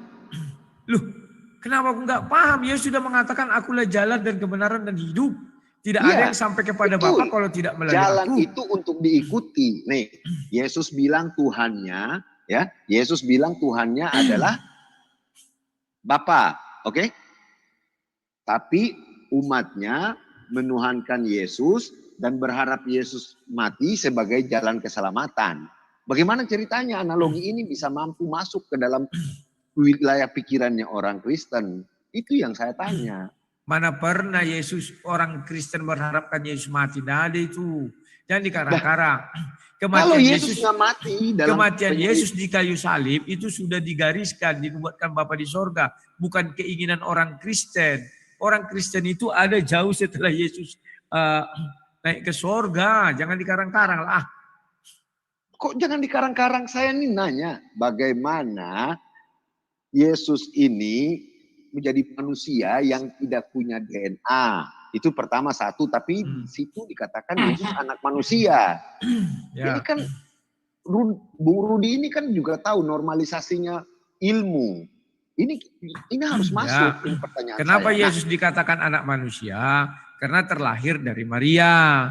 Tetapi Yesus itu bukan benih dari Maria, maksudnya sel telur si Maria, dibuahi oleh sesuatu hal. Tidak. Jadi ini Bung Rudi lagi berbicara tentang sel telurnya ibunya Tuhan, begitu? Syaratnya untuk mendapatkan DNA itu harus sel telur itu dibuahi. Paham enggak? Yang membuahi siapa? Makanya nggak ada yang membuahi, maka secara DNA tidak ada. Paham enggak? Aku tanya, sebagai manusia, ibunya Yesus itu punya DNA enggak? Punya. Nurun enggak ke anaknya? Ke anaknya kalau sel telurnya dibuahi, ya. Kok lompat begitu sih? Ini tetap keluarkan anak loh. Loh, kok kamu maksa contoh? Misalnya ada seorang buat bayi tabung, dititipkan di rahim orang lain. Apakah DNA ibunya itu turun? Tidak, DNA-nya DNA bapaknya itu. Yang ditabung DNA itu datang dari dua hal. Satu, kromosom itu dibuahi oleh kromosom itu terbentuk ya dari sel telur dan sel spermatozoid. Iya. Nah, sekarang spermatozoid ibunya itu sudah berarti ada sel indung telurnya. Ibunya sekarang hanya rahimnya yang dipinjam. Pernah dengar nggak peminjaman rahim? Bagaimana pertanyaan saya? Bagaimana ceritanya bisa meyakinkan orang ya pakai ilmu apa bahwa Yesus yang mati terlebih dahulu, yang diharap-harapkan mati, kalau karena tidak mati berarti tidak bisa menjadi jalan keselamatan buat Bung Rudi. Tunggu dulu, kami tidak pernah mengharapkan Yesus mati, tetapi itu Tuhan sendiri yang menentukan. Dia Yesus sendiri yang mengatakan. Tuhan kan Yesus. Kenapa? Tuhan kan Yesus juga. Nah, kalau mengenai ketuhanan Yesus, nanti kita buat masalah baru. Tapi kan Tuhan itu kan Bung Rudi bilang Yesus Gak juga. bisa begitu cara mau melihatnya. Kalau mengenai ketuhanan Yesus, kita buat nanti judul baru. Paham dak? Bukan masalah judul ini masalah biar analoginya pas bahwa Yesus ini adalah jalan keselamatan dengan cara pikirnya Bung Rudi dan agama Kristen. Itu Nah, yang kan sudah. tidak nyambungnya. Loh, Kenapa enggak jalannya nyambung? harus Yesus mati dan Yesus sudah mati. Terus ngapain? Ngapain Bung Rudi hidup lagi? Itu pertanyaannya. Makanya aku sudah jelaskan. Cara kami ke sorga itu penebusan dosa dengan darah Yesus. Kematian Yesus itu adalah untuk turun ke dalam kerajaan maut, mengalahkan kerajaan maut. Dan setelah ada kerajaan maut, maka ada kebangkitan. Setelah ada kebangkitan, ada jalan menuju sorga. Jadi kami lihat semua jalan itu ada. Tidak hanya mimpi, angan-angan. Yesus sudah naik ke sorga kok. Jadi sehingga orang yang Kan mati, sorga yang tadi turun ke dalam... cacat. Masalah Kenapa? naik ke sorga kan tadi cacat. Karena saya bilang, dalam bahasa Yunani, bahasa asli Alkitab itu sendiri, atau Bible itu sendiri, mengatakan hanya naik ke langit. Lah, Sinkron ini. siapa bilang Nanti- cacat? Tadi saya sudah sebutkan. Stefanus melihat Yesus berdiri di sebelah kanan Bapa. Bapa itu di sorga baca perjanjian Berdiri apa lama. duduk? Ada yang berdiri, ada yang duduk. Di Ada perjanjian berapa lama. ayat bunyinya kayak gitu? Aduh, kau ini Ada memotong. berdiri, ada duduk, ini ada berapa Tadi ayat? kan sudah kujelaskan ayatnya. Aduh. Tunggu Ada buka berapa lagi. ayat? Karena ini ada yang duduk, ada yang berdiri. Bentar, Kisah Para Rasul 7. Ayat 55. Tetapi Stefanus yang dengan penuh melihat kemuliaan Allah bahwa Yesus berdiri di sebelah kanan Allah. Yang duduk mana? Yang duduk yang di ini, tunggu di Matius. Aduh. Jadi yang lihat siapa aja itu? Jangan motong-motong pembicaraan Yang orang lihat dong. Stefanus atau Matius? Jangan motong-motong pembicaraan orang. Matius 26 ayat Bagaimana saya 64. sedang bertanya kok? Ya, sebentar. Jawab Yesus. Engkau telah mengatakan akan tetapi aku berkata kepada mulai sekarang. Oh, ini sebentar bukan ini. Bentar ya, ini aku geser dulu biar kelihatan. Bro Budi Yohanes, Anda harus meyakinkan kami bahwa konsep keselamatan itu masuk akal. Loh, Tapi itu kan ini masuk akal. Kok masuk akal bagaimana? Orang masalah DNA aja kamu udah lompat. Ya, Markus 14 nama. Masalah Akulah DNA dia dan aja kamu akan melihat anak manusia duduk di sebelah kanan. Ini Yesus sendiri yang bilangnya. Jawab Yesus, akulah dia. Dan kamu akan melihat anak manusia duduk di sebelah kanan yang maha kuasa. Ya sudah, apalagi datang di tengah awan-awan langit. Kan kita sepakat bahwa tadi masalah langit, segala macam itu yang ada dalam apa? Dalam Bible ini bukan tuntunan kehidupan, ya kan? Siapa Dia bilang hanya gak tuntunan kehidupan? Mana ada aku bilang gak tuntunan Tadi kehidupan? kamu bilang, kamu Hey, tadi bilang kita Bung. bersepakat. Bung, Karena jalan saya keselamatan. tidak ada bilang, saya tidak bilang ada, saya bilang Bible itu adalah jalan keselamatan kami, berisi tentang jalan keselamatan. Jalan keselamatan Kamu itu bilang dimulai Bible dari itu hanya menceritakan kematian Yesus sebagai jalan keselamatan. mana ada aku bilang gitu, putar ulang, dimulai dari penciptaan manusia jatuh ke dalam dosa sehingga ada keselamatan ke sorga, itu Bible. Dari manusia jatuh dalam dosa sampai Yesus mati, Naik itu ke sebagai sorga. jalan keselamatan. Naik ke sorga menurut kamu, tapi naik ke langit sebenarnya. Oke? Karena sebenarnya aku udah Indonesia jelaskan saja di yang loh, sudah dulu di sebelah kanan Bapak di sorga, kok ngeyel lucu diskusinya. Stefanus di surga. Stefanus di bumi.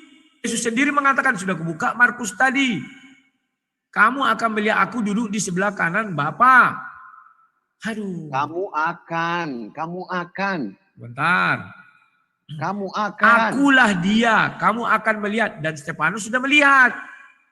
Stefanus lihat lewat jalan apa? Dengan Teropong Roh apa? Kudus. Dia kepenuhan Roh Kudus. Dia jelaskan. Aduh, gimana sih? Dia jalan-jalan sama Roh Kudus. Atau bagaimana? Ya sudahlah, karepmu. Ya, yang lain. Oke, di sini masalahnya. Itu masalahnya. Masalahnya sudah ada 20 di situ. Bahwa tadi dalam ilmu biologi, sains, itu nggak masuk akal. Ada yang namanya sel telur, tapi tidak dibilang itu sambungan DNA. Terus apa namanya? Rudi Yohanes tidak bisa berdiri kalau cuma dari ibunya. Sebagai, kalau mau dihitung DNA. Kalau ibunya saja. Nah itu kamu paham. Kenapa ngotot? bahwa bisa? Yesus tidak ada sel telur si Maria. Maksud Jadi saya, tidak bisa DNA-nya Yohanes. tepuk sebelah tangan. Rudy Yohanes DNA-nya saat ini tercatat dari ayahnya dan ibunya. Nah, itu Kalau paham. Mana kalau ada hanya- DNA dari sudut ibu saja? Kalau hanya kenal ibunya saja, bahkan ibu, maka Rudy Yohanes adalah menurunkan DNA-nya ibunya. Mana ada orang menurunkan DNA ibu, ngarang. Ya ampun. Kamu ini nggak Di nyambung. mana ilmu kedokteranmu? DNA itu ada karena ada ibu dan ayah, maka lahirlah kau. Kalau hanya ibu saja, kau nggak akan lahir-lahir. Ngarang. Kamu ini ngawur, bukan itu maksudnya. Kamu yang ngawur. Jadi apa Kenapa? maksudnya? Kamu ngotot Yesus itu punya DNA. DNA dari siapa? Maria, kau bilang. Siapa yang Yesus membuahi sebagai manusia telur punya Maria? DNA. Kenapa? Yesus sebagai manusia punya DNA. Yesus sebagai manusia punya DNA. Kau tuh ngarang. Yesus Lah, itu bagaimana bukan cara- manusia seperti kita ini 100%. Dia memang 100% manusia, tapi bukan Katanya kayak kamu- kita. Ya, kamu salah lagi kan? Kamu Kok salah lagi? Kemarin-kemarin saya lihat kamu bilang Yesus 100% manusia. Kok 100% memang Tuhan. 100% manusia, tapi bukan manusia seperti kau. Yang terlahir dari ibu dan bapak. Gimana Tidak sih? dari Bapa. Kalau menurut Tidak kau dari- mau bahasa aslinya, Yesus itu keturunan daging. Daging itu siapa? Itulah perjanjian Tuhan waktu kejadian 3 terhadap si Kamu Hawa. tahu daging nggak? Kamu tahu daging nggak? Ya tahu. Daging itu berarti kalau keturunan daging, Maria juga punya daging. Gimana sih? Bukan itu keturunan daging.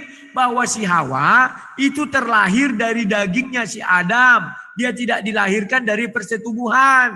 Pahami, inilah daging. Dari dagingku dan tulang dari tulangku. Kan itu katanya. Orang Kalian sepakat tidak bahwa paham tidak proses lahir penciptaan dari karena di Quran tidak persetubuhan. ada. Islam menyepakati bahwa tidak lahir dari persetubuhan. Nanti ku tanya kau tentang Islam. pengagungan. Nanti Oke, ku saya tanya kasih tahu tentang kamu. Islam. Saya kasih tahu buat kamu. Saya kasih Nanti tahu ku- buat kamu. ku Kamu jelaskan. cacat dalam 4 hal, ya. Saya Yang tidak kamu pernah tidak bisa- cacat. Yang cacat itu pikiranmu nggak mampu mencerna. Nah, oke.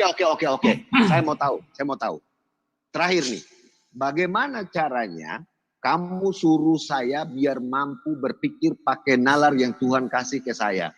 Atau Kau Tuhan buang kasih ke dulu isi kepalamu bahwa Yesus itu bukan Terus? Tuhan. kamu. Terus bikin Yesus apa? itu Tuhan Biar bisa buat. mengerti.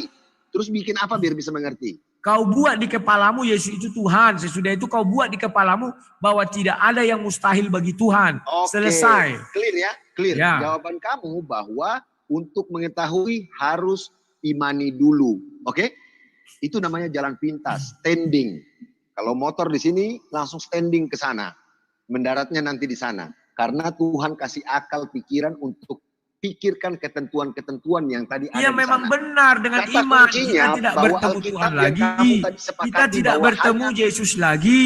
Yesus sudah di sorga, maka dari kitab suci lah kau mengenal karya Kamu keselamatan hanya bisa itu. bilang orang mengimani dulu. Kalau saya bisa kasih tahu kamu buka penutup kepala dulu, kosongkan, kamu punya pikiran macam-macam, saya ajarin kamu pakai akal Loh, untuk Ya, bisa baik. mengenali. masalahnya Habis. akalmu itu apa? Halo? Kawan, mohon maaf waktu habis. Oh, Kita habis. lanjut ke sesi berikutnya atau TikTok yang selanjutnya yaitu 25 menit ke depan. Bang Rudi untuk bertanya, Pak Abi Abdurrahman untuk menjawab. Kemudian nanti akan saya berikan waktu untuk memberikan kesimpulan atau menjawab hal-hal yang belum terjawab masing-masing nanti 4 menit sebelum closing 5 menit. Silakan ke Bang Rudi untuk bertanya. 25 Oke. menit ke depan. Waktu dimulai setelah Anda bicara. Ya, sebelum aku bertanya kepada keselamatan itu, aku mau nanya dulu kepada dirimu. Nabi Isa itu memiliki DNA siapa saja? Silakan. Nabi Isa itu mewariskan DNA Maria dan turunan dari atasnya Maria. Apakah sel telur bisa menjadi manusia? Itu buktinya. Yang mana? Lah itu Yesus. Kok Yesus, Isa yang kutanya? Itulah kuasa Tuhan. Nah, Itulah kuasa Allah. makanya kau harus paham kuasa Tuhan ada di situ. Bukan karena DNA itu harus dibuahi sel telur. Paham dah? Itu sepakat kita tadi. Ya sudah, Yang saya- kenapa kamu yang bilang kita- harus ada DNA? Jadi yang Nabi kita Isa tidak itu sepakat. tidak ada DNA-nya. Karena dia tidak punya bapak. Nah, itu nanti kamu cari aja di ilmu biologi. Kalau orang yang tidak punya bapak itu apakah tidak bisa dihitung DNA-nya? Gak bisa. Bagaimana dia lahir kalau tidak punya bapak? Kecuali kau bilang dia ada bapak, tapi bapaknya tak mengakui itu anaknya. Itu sudah beda. Anak Aku jawab haram. kamu ini dengan tuntas ya. Manusia itu terdiri dari sekian banyak kromosom. Oh, Ada enggak. kromosom ayah dan Enggak, ada saya kromosom tanya lagi ibu. itu. Dengar dulu. Kalau kromosom ayah saja tidak ada, tapi sudah jadi manusia yang dilahirkan, maka dia memiliki sekian kromosom dari ibu. Oke? Tidak ada kromosom ibu tok. Ngarang kau ngarang. Ilmu kau di mana? Malu didengar seluruh dunia. Alien nggak punya DNA, alien. Iya, berarti kau alien. Berarti Nabi Isa alien. Ya Goblok. mungkin kamu yang jawab. Jengkel aku lihat kau nih. Oke, sekarang kita lari ke keselamatan. Coba kau jelaskan apa konsep keselamatan di Islam itu. Kami mau dengar semuanya. Konsep keselamatannya adalah dengan mengikuti Al-Quran, patuh terhadap apa yang ada di dalam, ya, jauhi larangan-larangannya, dan ikuti contoh hidup Rasulullah, maka akan mendapatkan keselamatan. Keselamatan yang bagaimana? Keselamatan yang membuat hidup di dunia lebih baik, ya, dan keselamatan yang kemudian di hari akhir dijanjikan oleh Allah surga. Ya, sekarang ku tanya sama kau, siapa manusia di muka bumi ini yang bisa 100% melaksanakan perintah Al-Quran? Yang bisa 100% mengikut Nabi Muhammad? Jelaskan. Tidak ada. Nah, kau tahu tidak ada, berarti tak ada kalian yang selamat. Makanya definisi keselamatanmu itu keliru. Apa Kenapa yang mau bisa kita... begitu? Loh, tadi kamu bilang keselamatan itu kalau mengikuti isi Al-Quran semuanya, mengikuti teladan Nabi Muhammad, siapa yang melaksanakan? Tidak ada, kamu bilang. Berarti kalian tidak ada yang selamat. Apa yang mau kita lanjutkan diskusi? Kamu dari mana bisa bilang tidak ada kalian yang selamat? Tadi kau yang bilang, siapa yang mengikuti teladan Nabi Muhammad 100%? Siapa yang mengikuti isi Al-Quran 100%? Kamu bilang nggak ada. Berarti tak ada yang selamat. Nah, Ya sudah, kok ngapain bisa? kita diskusi? Diskusi selesai. diskusi selesai. Iya, Sudah selesai. iya. Ketika kamu bilang diskusi selesai, saya harus bilang kepada kamu bahwa setiap umat Islam atau umatku akan masuk surga. Oke? Kecuali orang-orang yang tidak mau untuk masuk surga. Jadi pertanyaannya adalah, kamu mau masuk surga atau tidak mau masuk surga? Kau ini lucu. Tadi kau bilang takaran untuk selamat mengikuti seluruh isi Al-Quran. Sudah? Mengikuti tauladan Nabi Muhammad. Terus ku tanya, siapa manusia yang 100% mengikuti isi Al-Quran dan siapa yang manusia 100% mengikuti tauladan Nabi Muhammad? Kau bilang nggak ada. Oke, paripurnanya menjawab kamu bahwa satu hal, orang bisa saja berdosa dan ketika untuk dapatkan pengampunan terhadap dosa yang diperbuat hanya dengan mengangkat tangan, berdoa. Tuntas, Islam nggak neko-neko, nggak repot, nggak harus bunuh Tuhan. Kamu yakin? Iya, Tuntas. Siapa contohnya manusia Islam yang mengangkat tangan dan dia masuk surga? Sebutkan namanya. Ya, Rasulullah saja sudah menjamin bahwa bunyi dari kaki Bilal saja sudah ada di surga. Sendalnya memang dijamin ke surga. Manusianya nggak dijamin. Bukan, aku nggak bilang sendal. Aku tahu kamu akan sendal dibuat di situ sendalnya. Saya bilang bukan sendal, bunyi kaki. Sendal Bilal sudah di surga. Itu tanda yang Allah berikan lewat Rasulnya. Kalau orang lain bisa kau apa-apakan, aku nggak bisa. Bisa apa? Sendal itu sudah masuk surga lebih dahulu dari manusia. Manusia belum satu pun yang pernah ke surga. Masuk surga tidak ada. Jangan kau karang-karang. Oke, lanjut. Ya sudah, apa yang mau kita diskusikan? Ya udah, kalau kamu udah rasa sudah selesai, itu udah bagus. Ya sudah. Bro, kamu tahu nggak bro? Adam saja tobatnya diterima. Menurutmu dia nggak diusir dari surga? Diusir bro.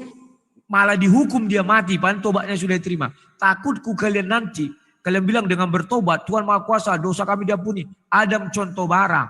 Dia bertobat, diusir dari sorga, dan dihukum mati. Baca surah 7 ayat 24 dan 25. Itu biar tahu. Surat apa? Surah 7 ayat 24 dan 25, surah 2 ayat 30 sampai 38.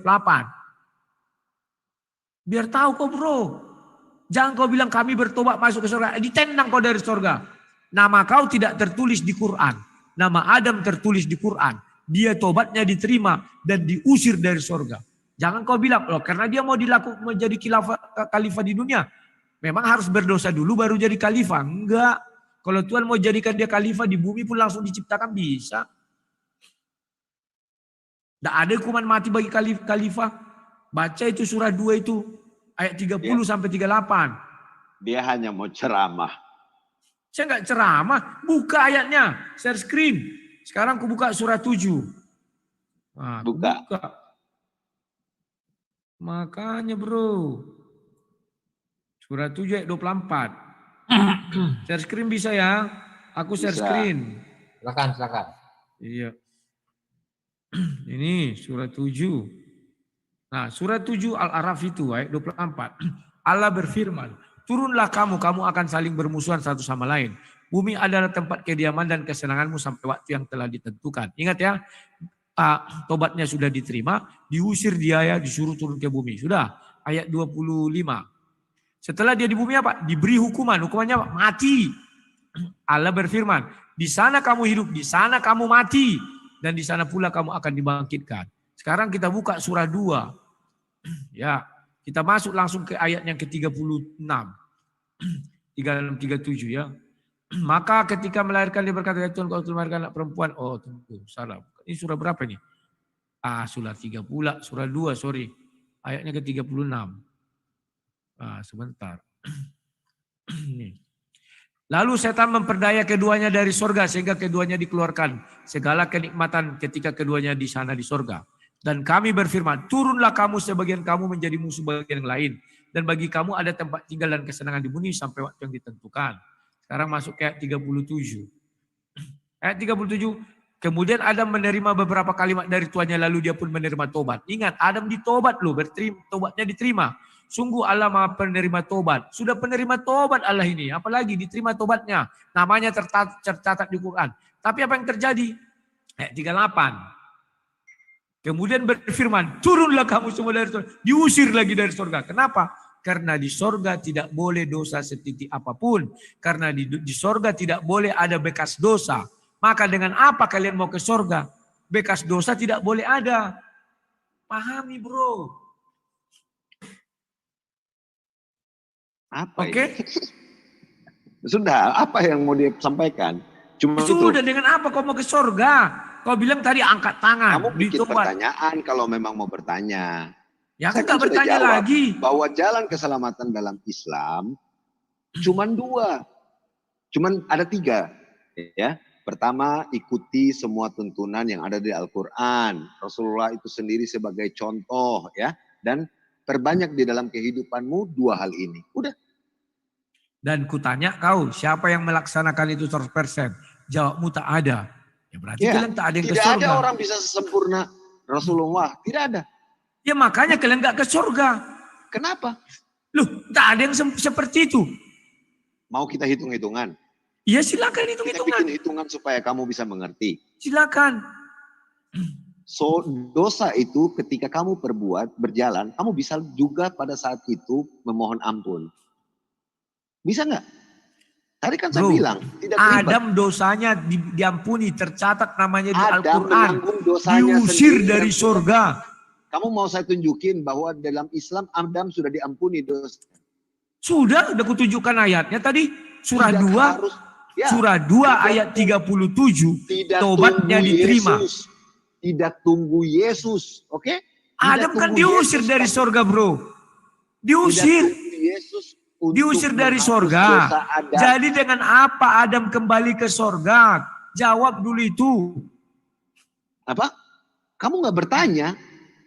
Adam itu sudah diusir dari sorga. Tobatnya diterima, diusir dari sorga. Jadi dengan apa dia kembali ke sorga? Pikiran kamu yang kamu hanya tahu bahwa yang namanya itu hanya maut, ya.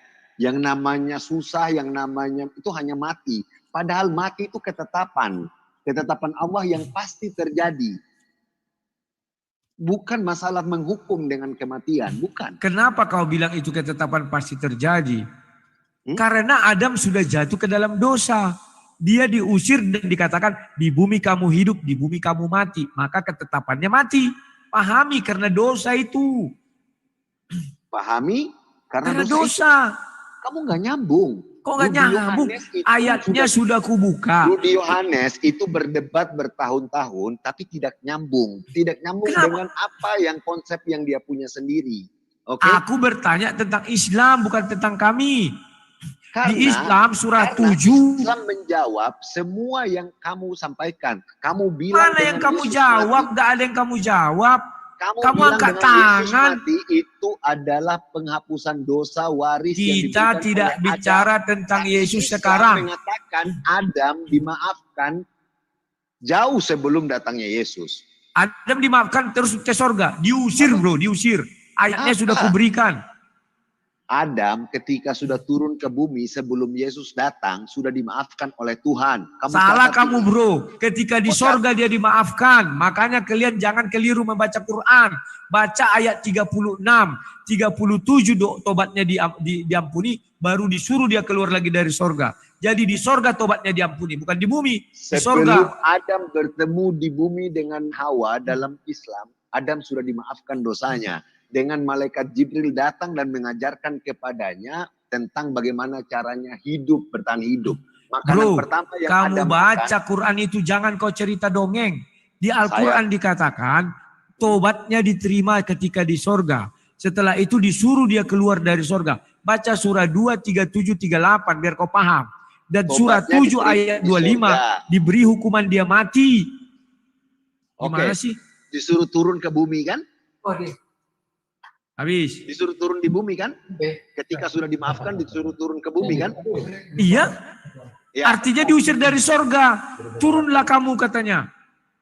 Artinya dosa yang kamu bilang Yesus dengan kematian Yesus itu menebus itu sesungguhnya sudah Tuhan maafkan.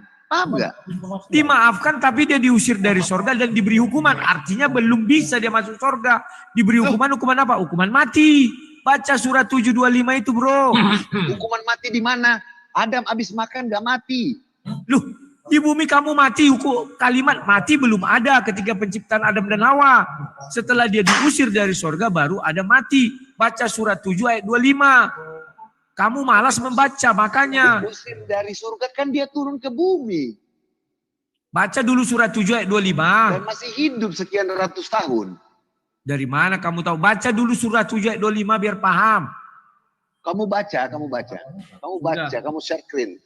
Kamu baca, kamu share screen. Kamu mau saya jelaskan apa dengan surat itu? Oke lah, oke, sudah. Aku sudah cukup. Dia udah cukup. Silakan, kalau Kita mau tinggal berkhotbah 10 menit ada tuh.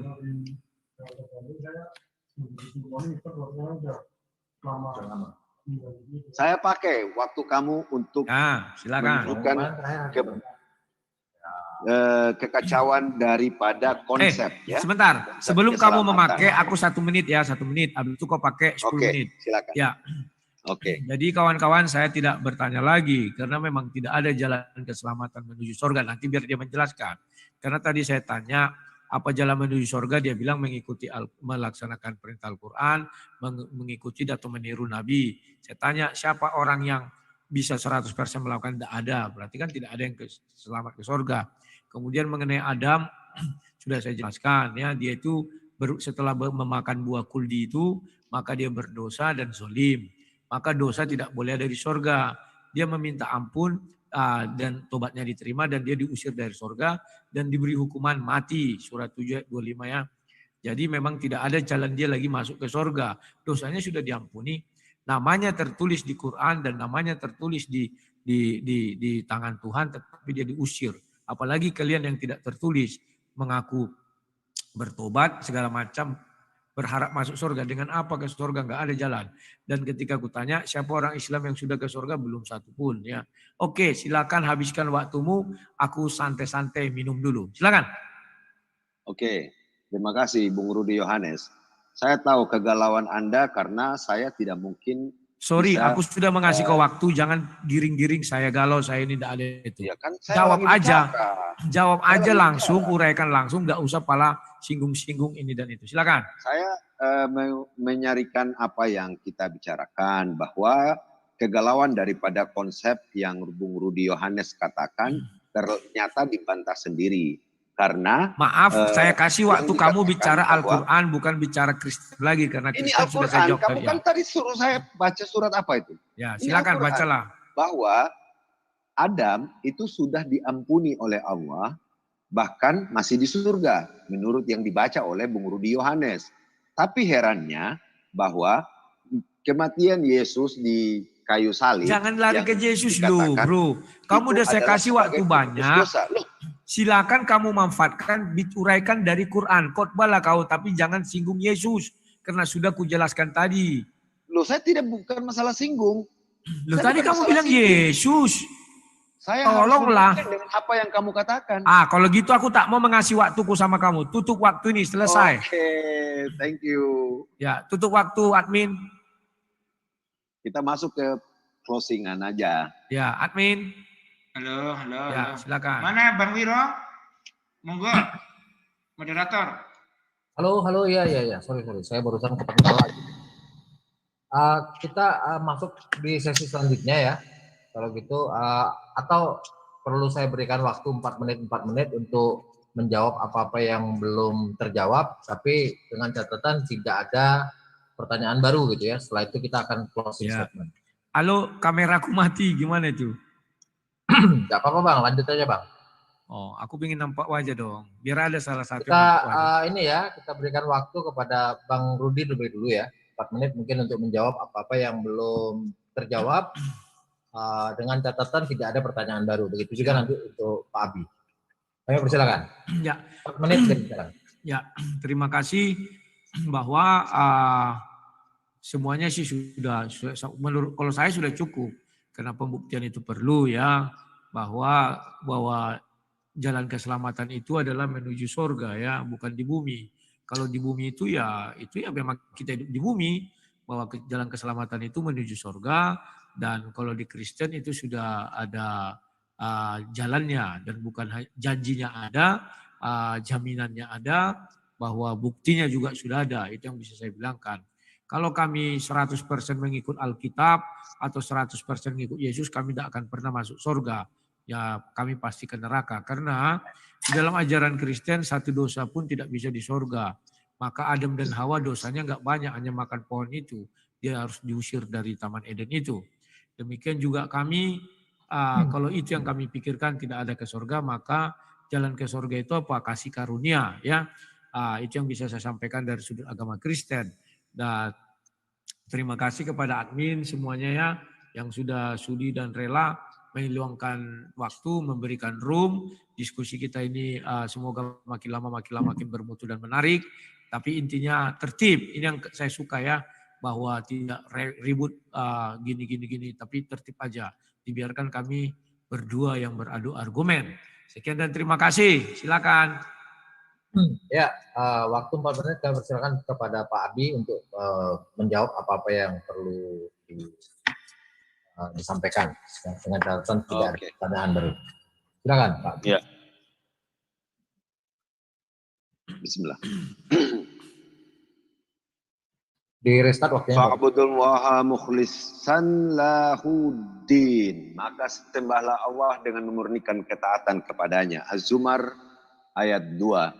Itu satu dari bagian yang paling penting, yaitu adalah keikhlasan untuk tidak membuat kesyirikan ya, dan mengharapkan dunia adalah dengan amalnya untuk mendapatkan surga yang Allah janjikan. Itu yang kemudian adalah muttaba atau mengikuti Rasul SAW. Pertanyaan yang dirasa belum menjawab adalah karena keanehan dari kata mengikuti. Mengikuti Rasulullah tentu kalau bicara sempurna lalu kemudian itu sebagai bukti untuk masuk surga, maka niscaya tidak ada satu orang pun yang bisa masuk surga. Itu kita bersepakat. Karena surga didapatkan karena keridaan dan rahmat Allah kepada manusia itu sendiri.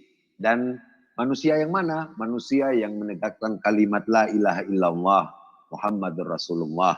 Itu kunci yang super mudah ya, bahwa manusia tidak mungkin tidak berbuat dosa walaupun dia juga sejak lahir dia adalah kertas putih dalam Islam. Dia tidak perlu mewarisi dosa manapun dan tidak perlu ditebus dengan darah manusia, apalagi manusia yang tidak punya DNA. Ini kan sebuah keanehan yang Allah sendiri jawab dan berikan rule, berikan jawaban bahwa kita hanya perlu sembah dengan ikhlas kepada Allah ya, dan kemudian mengikuti ajaran Rasulullah. Tapi saya ingin tekankan lagi, ikuti Rasulullah untuk menjadi sempurna seperti itu bukanlah satu hal yang pasti terjadi, karena tidak mungkin terjadi, karena Rasulullah adalah jaminan itu sendiri untuk surga. Al-Quran sebagai pedoman, bukan cerita sejarah yang harus dilihat seperti sebagaimana sejarah yang bisa menimbulkan kontradiksi, tapi justru Al-Quran itu pegangan hidup dunia dan akhirat. Karena keselamatan bagi Islam bukan hanya keselamatan sebagai janji, tapi keselamatan yang pasti, bahwa setiap orang yang menegakkan kalimat la ilaha illallah dan mengikuti Rasulullah itu jalannya adalah surga. Itu kunci keselamatan, dan bukti keselamatannya kalau yang ditanya tadi kemudian saya katakan bahwa belum atau memang belum ada informasinya seperti itu, tapi yang pasti dalam Islam ada siksa kubur. Dalam Islam berbedanya dengan yang kita dengar tadi bahwa tidak singgung tentang siksa kubur. Pada kesempatan ini saya ingin tekankan bahwa setiap orang, bahkan dalam satu hadis Rasulullah pernah mengalahkan kaum kafir dan mengatakan di dalam sumur dari 7 orang kaum kafir itu, apakah sudah engkau rasakan pembalasan Allah? Itu menjadi bukti bahwa kita bisa berkomunikasi dengan orang yang mati, apalagi orang kafir, sebagai peringatan kepada mereka, dan mereka telah merasakan siksa kubur yang mereka tidak tahu bahwa itu bagian daripada neraka itu sendiri. Oke, terima kasih. Itu yang bisa saya paparkan. Semoga kita semua memiliki DNA sebagai manusia. Assalamualaikum warahmatullahi wabarakatuh. Baik, Pak Abi langsung dilanjutkan dengan closing statement dengan waktu 3 menit ya. Ya. Silakan. Bentar, Waktunya. Bentar. Waktunya. 3 menit.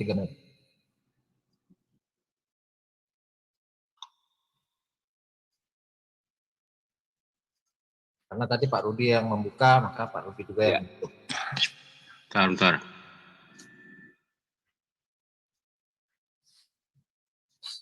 Mungkin disimpulkan, kemudian penutupan dilanjutkan dengan silakan Pak Abi. Oke, terima kasih. Jatah saya hilang.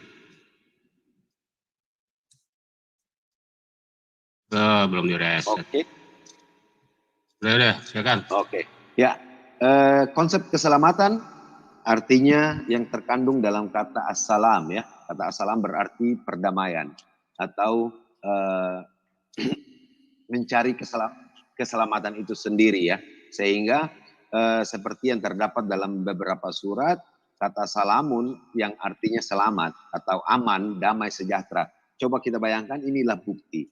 Artinya orang yang hidup di dunia aman, damai, sejahtera dalam Islam itu adalah keselamatan dunia yang kata tadi kita lihat dari lawan debat saya hanya bisa bilang itulah kita hidup, tapi tidak ada kalimat yang nyambung dengan itu. Kalau dalam Islam maka selamat, aman, damai, sejahtera dalam keislaman itu sendiri adalah sebuah keselamatan, bukan hanya ketika mati. Nah, itu dibuktikan di dalam surat Al-An'am ayat 127. Bahkan dalam beberapa tema lain,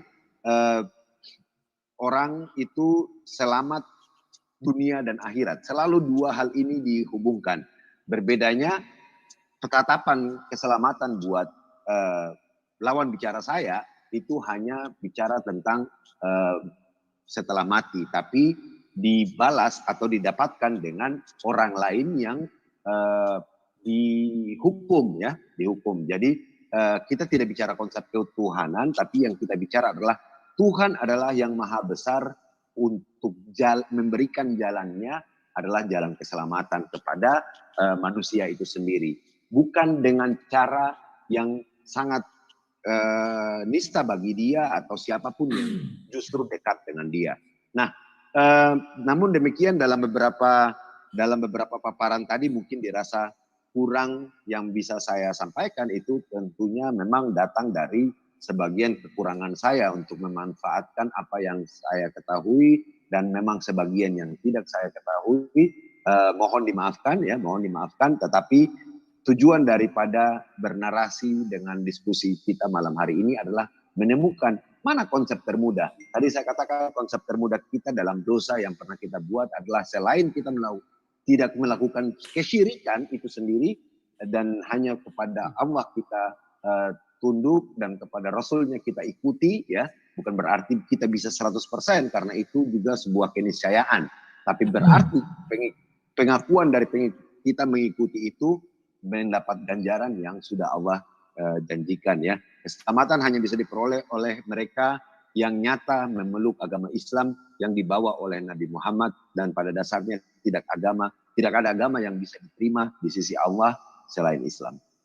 Assalamualaikum warahmatullahi wabarakatuh. Waalaikumsalam warahmatullahi wabarakatuh. Sebelum kesempatan untuk closing saya berikan kepada Bang Rudi, saya persilakan kepada kawan-kawan yang ada di Zoom untuk apabila ada pertanyaan atau mau melaksanakan pernyataan atau penguatan, kami berikan masing-masing waktu 3 menit. Sebelumnya untuk raise hand ya. Silakan Bang Rudi, waktu 3 menit untuk Anda closing, simpulkan kemudian closing statement. Oke, terima kasih. Bahwa dalam agama Kristen itu dan ajaran Kristen, keselamatan itu tidak ada urusannya dengan agama. Karena banyak penjahat itu semua beragama ya. Dan dosa tidak boleh sedikit pun di dalam sorga. Ya, kalau dibilang misalnya siapa agama Kristen yang sudah masuk sorga? 2 Korintus 12 ayat 2 sudah menjelaskan. Ada orang Kristen yang sudah masuk sorga. Terserah kalian percaya atau tidak, tetapi di dalam kitab suci kami tertulis. Maka dari lawan debat saya ketika saya tanya tadi, siapa orang Islam yang sudah ke sorga? Belum ada ya. Kalau masih janji, ya dijanjikan.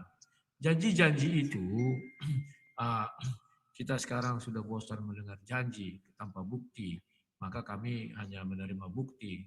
Ya kami percaya Yesus sudah naik ke surga, dan kalau dibilang kami jalan ke surga harus melaksanakan isi Alkitab, 10 perintah Tuhan saja membuat kami berdosa.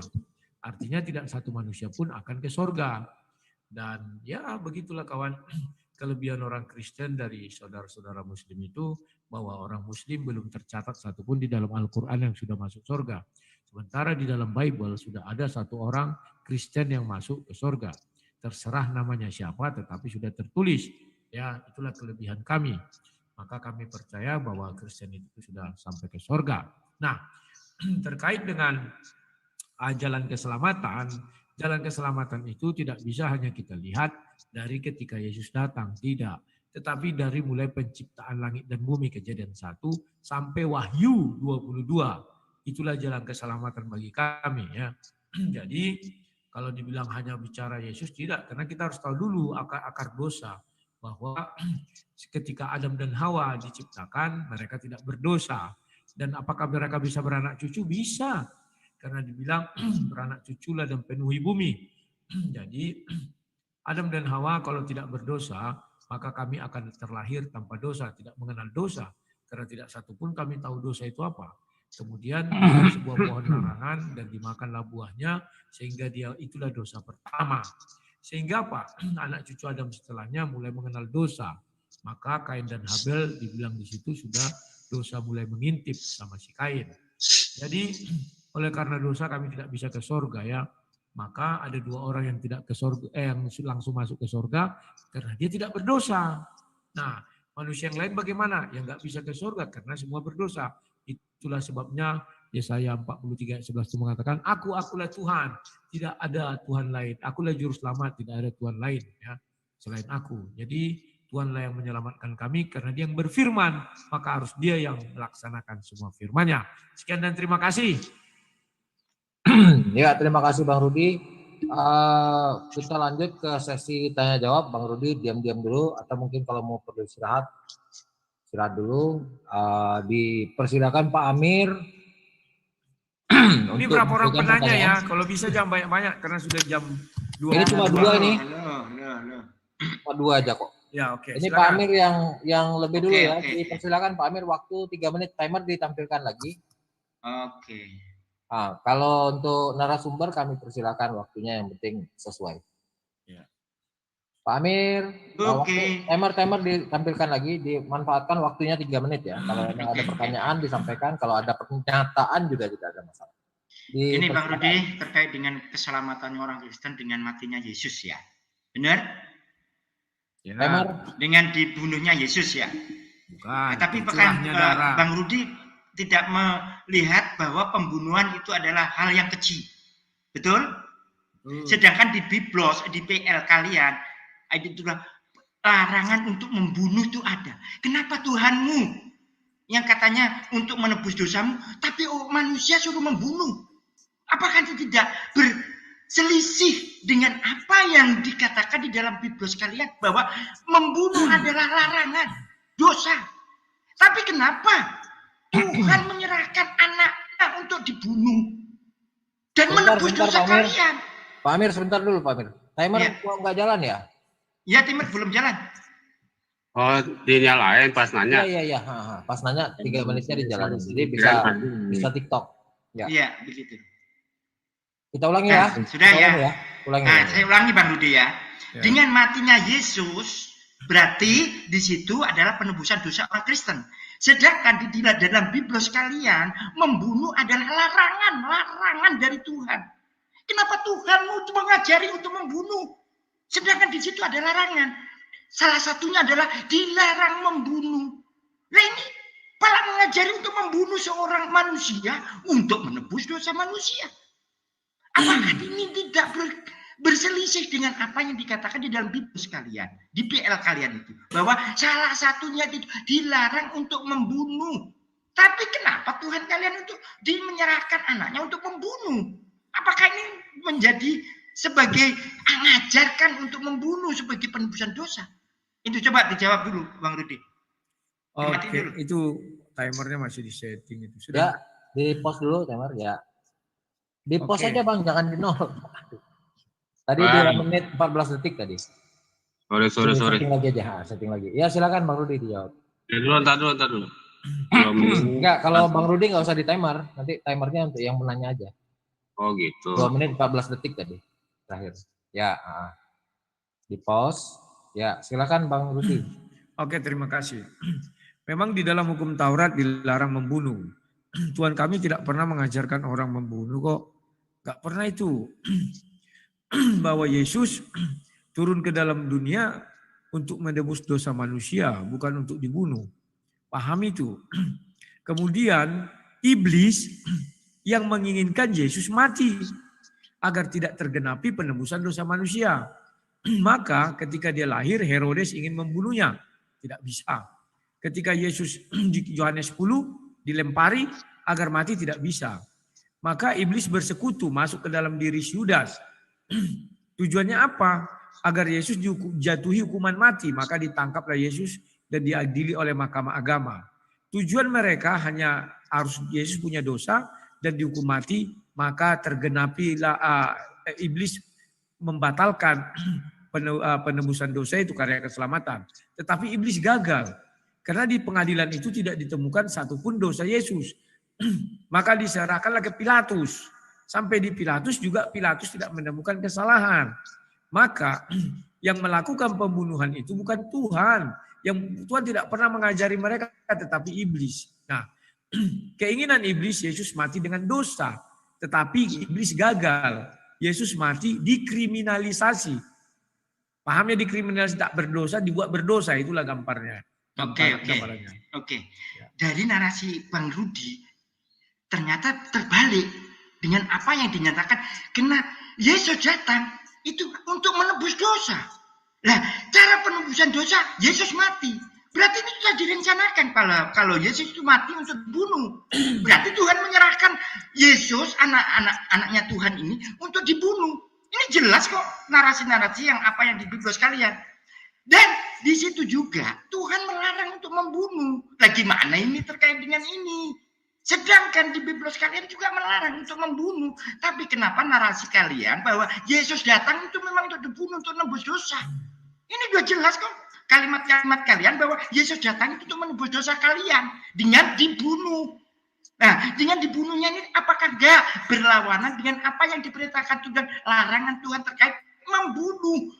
Ini kan terbalik ini dengan apa yang dinyatakan Tuhan untuk larangan membunuh, tapi Tuhan menyerahkan anaknya yang dikasih untuk dibunuh. Gimana ini Bang Rudi? Masuk akal manusia enggak? Coba. Oke, terima kasih. Sebenarnya sudah saya jelaskan dan cukup jelas tadi bahwa Yesus tidak ada mati dibunuh. Dari mana dapat kenyataan itu? Tidak ada mati dibunuh. Yohanes 10 ayat 17-18 mengatakan apa? Aku menyerahkan nyawaku untuk menerimanya kembali. Tidak seorang pun mengambilnya daripadaku. Jadi Yesus tidak pernah mati dibunuh. Itu kekeliruan. Tetapi dia menyerahkan nyawa. Itulah sebabnya ketika di kayu salib dikatakan dia menyerahkan nyawa. Bukan nyawanya tidak ada yang ngambil. Ya, Makanya iblis. Tunggu. Dan Gimana Bang Rudi? mana ada kubilang iblis yang mengambil nyawanya? menyerahkan iblis. Aduh, makanya jangan dipotong-potong, dengar dulu. Ya silakan. Waktumu 3 menit. Iblis tidak berhasil mengambil nyawa Yesus. Paham nggak? Waktu kecil dia mau membunuh nggak bisa. Membunuh itu pekerjaan iblis. Paham nggak? Tuhan melarang jangan membunuh. Tetapi iblis ingin membunuh. Pahami? Nah, terakhir dia menghasut orang-orang Farisi, orang apa? Salibkan dia, salibkan dia. Jadi iblis punya kegagalan di mana dia membunuh Yesus, tapi Yesus tidak ditemui dosanya. Maksud saya dibunuh di situ dalam artian bukan dibunuh mati karena tidak ada yang mengambil nyawanya. Artinya disalibkan. Sorry, saya ralat, bukan dibunuh, disalibkan. Ya, iblis gagal karena dibawa ke pengadilan. Saya tidak menemukan dosa orang ini satupun, kata Pilatus. Jadi bagaimana? Salibkan dia, salibkan dia, salibkan dia. Jadi Yesus itu menyerahkan nyawanya bukan karena berdosa. Keinginan iblis, Yesus harus ditemukan satu dosa. Maka gagallah penyaliban. Pahami dulu ya. Tuhan memang melarang pembunuhan. Iblis yang menginginkan pembunuhan. Silakan. Kayaknya Bang Rudi ini ambigu terkait penjelasan itu. Ambigunya kenapa? Katanya Yesus diserahkan. Yesus menyerahkan diri nyawanya. Tapi Yesus dibujuk oleh Yesus dikhianati oleh iblis, yaitu muridnya sendiri. Ini kan berambigu dengan apa penjelasannya Bang Rudi. Bang Rudi katanya Yesus menyerahkan nyawanya. Tapi di sisi lain ada yang mengkhianati dengan Yesus diserahkan ke Pilatus. Ini kan ambigu dengan penjelasan Bang Rudi. Antara menyerahkan dan antara diserahkan oleh pengkhianat. Ini yang benar yang mana Bang Rudi? Silakan. Ya. Yesus menyerahkan nyawa tolong dibedakan dengan menyerahkan diri. Yesus tidak pernah menyerahkan diri. Tetapi ditangkap. Karena Yudas sudah kemasukan iblis. Dan dia mencium Yesus. Yang kubilang menyerahkan nyawa bukan menyerahkan diri. Pahami dulu setiap kalimat. Yesus di kayu salib menyerahkan nyawa. Iya. Tetapi tidak, iblis bukan mengambil nyawanya. Iblis gagal. Iblis hanya bisa mengambil nyawa kalau orang itu berdosa. Kalau orang itu tidak berdosa, contohnya Henok dan Elia, iblis tak bisa mengambilnya. Demikian juga Yesus. Tetapi Yesus sudah mengatakan, darahnya sebagai tebusan dosa. Tidak seorang pun mengambil nyawa daripadaku. Karena Yesus tidak berdosa. Jadi iblis tak bisa menyentuh nyawanya. Pahami. Oke, itu yang bisa saya jelaskan. Oke, saya paham dengan penjelasan Bang Rudi tadi. Penjelasan Bang Rudi saya jelas. Tapi ternyata terkait dengan ini masih simpang siur antara menyerahkan, antara diserahkan sebagai penebusan dosa dan antara yang dikhianati oleh muridnya. Gimana ini? Yesus itu perencanaannya Tuhan atau perencanaannya iblis? Silakan. Oke. Kalau dikatakan Yesus itu perencanaan Tuhan atau apa, itu sudah dibuatkan jauh-jauh hari. Ya. Tetapi iblis kan berkarya juga. Dia ingin membatalkan nubuatan itu. Keinginan iblis, Yesus ini mati dalam dosa. Ingat dulu itu loh. Kuulangi sekali lagi. Keinginan iblis, Yesus mati dalam dosa. Ternyata Yesus tidak pernah mati dalam dosa. Tidak ditemukan dosanya. Maka iblis menggunakan muridnya, Yudas. Yesus tidak pernah menyerahkan dirinya. Tetapi dia diserahkan Yudas, dijual. Pahami lagi kalimat itu. Jadi tolong dipilah-pilah. Jangan dikira Yesus menyerahkan nyawa, dibilang menyerahkan diri. Tidak, silakan. Oke, jadi penjelasan Bang Rudi itu masih ambigu. Karena apa? Karena perencanaannya Tuhan. Tapi di sisi lain perencanaannya iblis. Ini yang benar yang mana? Sedangkan ini penebusan dosa. Silakan. Bahwa di dalam dunia ini yang punya kuasa dua. Two kings, two kingdoms. Tuhan punya rencana. Iblis punya rencana. Jadi kekuatan Tuhan berperang dengan kekuatan iblis. Mohon dipahami itu. Kalau di dalam Kristen, iblis punya kuasa mencabut nyawa. Beda dengan di Islam, iblis hanya menyesatkan orang. Kerja iblis hanya itu, bukan mencabut nyawa. Jadi kalau ada orang bunuh diri, itu Tuhan yang membuat dia mati, bukan iblis. Kalau di kami tidak, iblis. Kematian dari iblis karena dia sudah digariskan. Ada juga kematian dari Tuhan, betul, tapi hukuman namanya. Contoh Ananias dan Herodes ditampar mati. Itu contoh orang zaman Nabi Nuh. Dari Tuhan itu, artinya hukumannya. Nah, kenubuatan dari Tuhan bahwa Yesus itu mati tanpa dosa, menyerahkan nyawanya tanpa dosa. Keinginan daripada iblis dibalikkan. Iblis kan membalikkan firman Tuhan. Keinginan iblis Yesus mati dalam dosa. Iblis gagal. Tidak ditemukannya dosa Yesus sehingga Yesus tidak mati. Tetapi Yesus menyerahkan nyawanya. Bedakan ya. Kalau sampai Yesus mati, artinya Yesus berdosa. Tetapi perlu diingat. Yesus diturunkan dari tiang-tiang itu, manusia kan melihatnya mati. Tapi Yesus mengatakan, aku tidak mati, aku menyerahkan nyawa. Dimasukkan ke dalam goa. Maka terjadilah dua ruang. Ruang dalam goa dan ruang luar goa. Paham itu? Di luar goa, semua manusia mengatakan Yesus mati. Iya, karena kita orang-orang di luar goa. Paham ya? Orang-orang berdosa mengatakan Yesus mati. Tetapi di dalam goa, Yesus mengatakan, aku seperti Yunus. Jadi hanya orang-orang percayalah yang mengatakan Yesus tidak mati. Pahami? Kita orang berdosa ini semua yang di luar goa. Itu orang-orang berdosa, makanya semua mati. Dilihatnya mati. Itu yang bisa saya jelaskan. Silakan. Baik, waktunya Pak Amir sudah habis. Selesai. Terima kasih Bang Rudi atas jawabannya. Ya, silakan. Masih ambigu.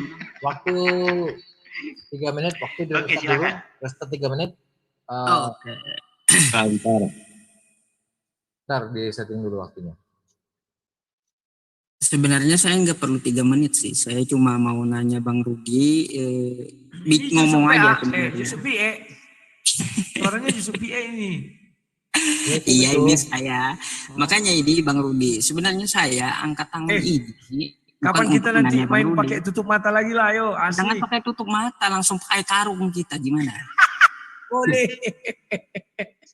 Asik ya. Nah, itu yang saya mau omongkan. Ini kan rival sejatinya Bang Rudi nih. Karena saya mau nawarkan lagi kalau mau kita lanjutkan kita bikin tema ini yang agak menarik nih. Mantap. Siap. Kapan waktu hubungi aku ya? Kapan ya? Kapan? Dengan Bang Yusuf. Ditutup Cepat, ini udah jam 10:30. Cepat. Iya, silakan Bang Yusuf. Waktu 3 menit ya. Iya, sebenarnya saya mau nanya Bang Rudi, kapan kita gitu? Bang Rudinya ntar diatur gitu Bang ya? Ya. Boleh. Oke. Nanti aku kita pakai karung, ceburin ke air gitu. Biar nggak bisa lihat sama sekali. Bang Rudi, kalau tema yang ini saya cuma hanya satu aja. Jelaskan dong, Tawarik 25 nomor 4 itu. Di situ ada perintah Tuhan, anak jangan mati buat bapaknya, bapak jangan mati buat anaknya. Tapi orang yang mati itu karena dosanya sendiri-sendiri. Bukan ditebus. Nah, coba silakan itu Bang Rudi. Oke, terima kasih. Tawarik berapa tadi? 254. Cuma itu aja. Saya nggak menyanggah. Cuma minta penjelasannya aja.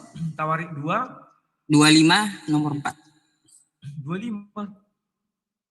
Oh, 25 nomor 4. Tetapi anak-anak mereka tidak dihukum mati olehnya, melainkan dia bertindak sesuai dengan apa yang tertulis dalam Taurat, yakni kitab Musa, di mana Tuhan telah memberi perintah, janganlah ayah mati karena anaknya, janganlah juga anak mati karena ayahnya, melainkan seorang harus mati karena dosanya sendiri. Ya, di dalam Kristen ada 2 dosa. Pertama, dosa yang diwariskan oleh Adam dan Hawa, yakni kematian itu, atau dari debu tanah kembali menjadi debu tanah.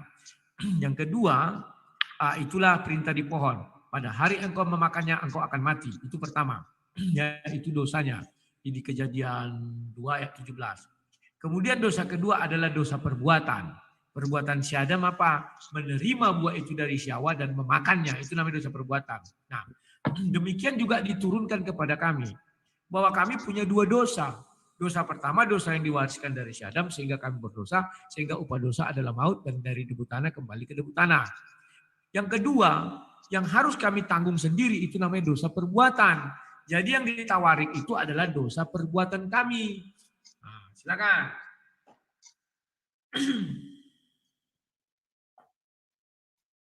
Halo? Sob. Wah, kepental kayaknya. Nah, dia yang mau nanya itu. Enggak. Ke-mute. Enggak apa-apa Bang Rudi. Nanti kita akan bahas lebih lanjut itu ya. Siap. Nanti disusun aja gitu. Nah, kayak karung warna hitam, jangan cuma mata yang ditutupin, badan seluruhnya. Oke, makasih Bang Rudi. Oke. Sampai jumpa. Nanti atur waktu aja. Oke, kita lanjutkan penanya yang ketiga. Waktu di setting dulu di setelah awal. 2 ini lagi ya, jangan ditambah lagi loh ya. Aku besok anak sekolah. Pak Ansor terakhir ya. Ya. Terakhir. Ya, silakan Pak Jenal. Waktu 3 menit. Dipersilakan. Pak Jenal. Bentar. Mungkin nggak bisa unmute. Kamar mandi dia. Enggak. Udah. Silakan Pak Jenal di unmute. Ya, selamat malam Rudi Yohanes. Malam Pak Jenal, silakan. Berkenaan dengan penebusan dosa waris ya. Halo. Suaranya 2. Feedback nih. Pak Ansor kali. Udah. Sekarang udah bisa. Silakan Pak Jenal. Kan Nabi Adam alaihissalam tetap saja wafat. Kemudian ratusan atau ribuan tahun kemudian baru Yesus datang mati menembus dosa di tiang salib. Ini mana nyambungnya begitu? Kalau logika saya seharusnya sebelum Nabi Adam wafat, Yesus sudah harus turun untuk nebus dosa yang waris yang dibuat Nabi Adam. Nah itu aja dari saya Bang Rudi. Oke, terima kasih Pak Zainal. Justru Pak Zainal itulah yang benar. Kenapa saya katakan benar? Karena Adam itu kan dihukum. Pada hari engkau memakannya, engkau akan mati.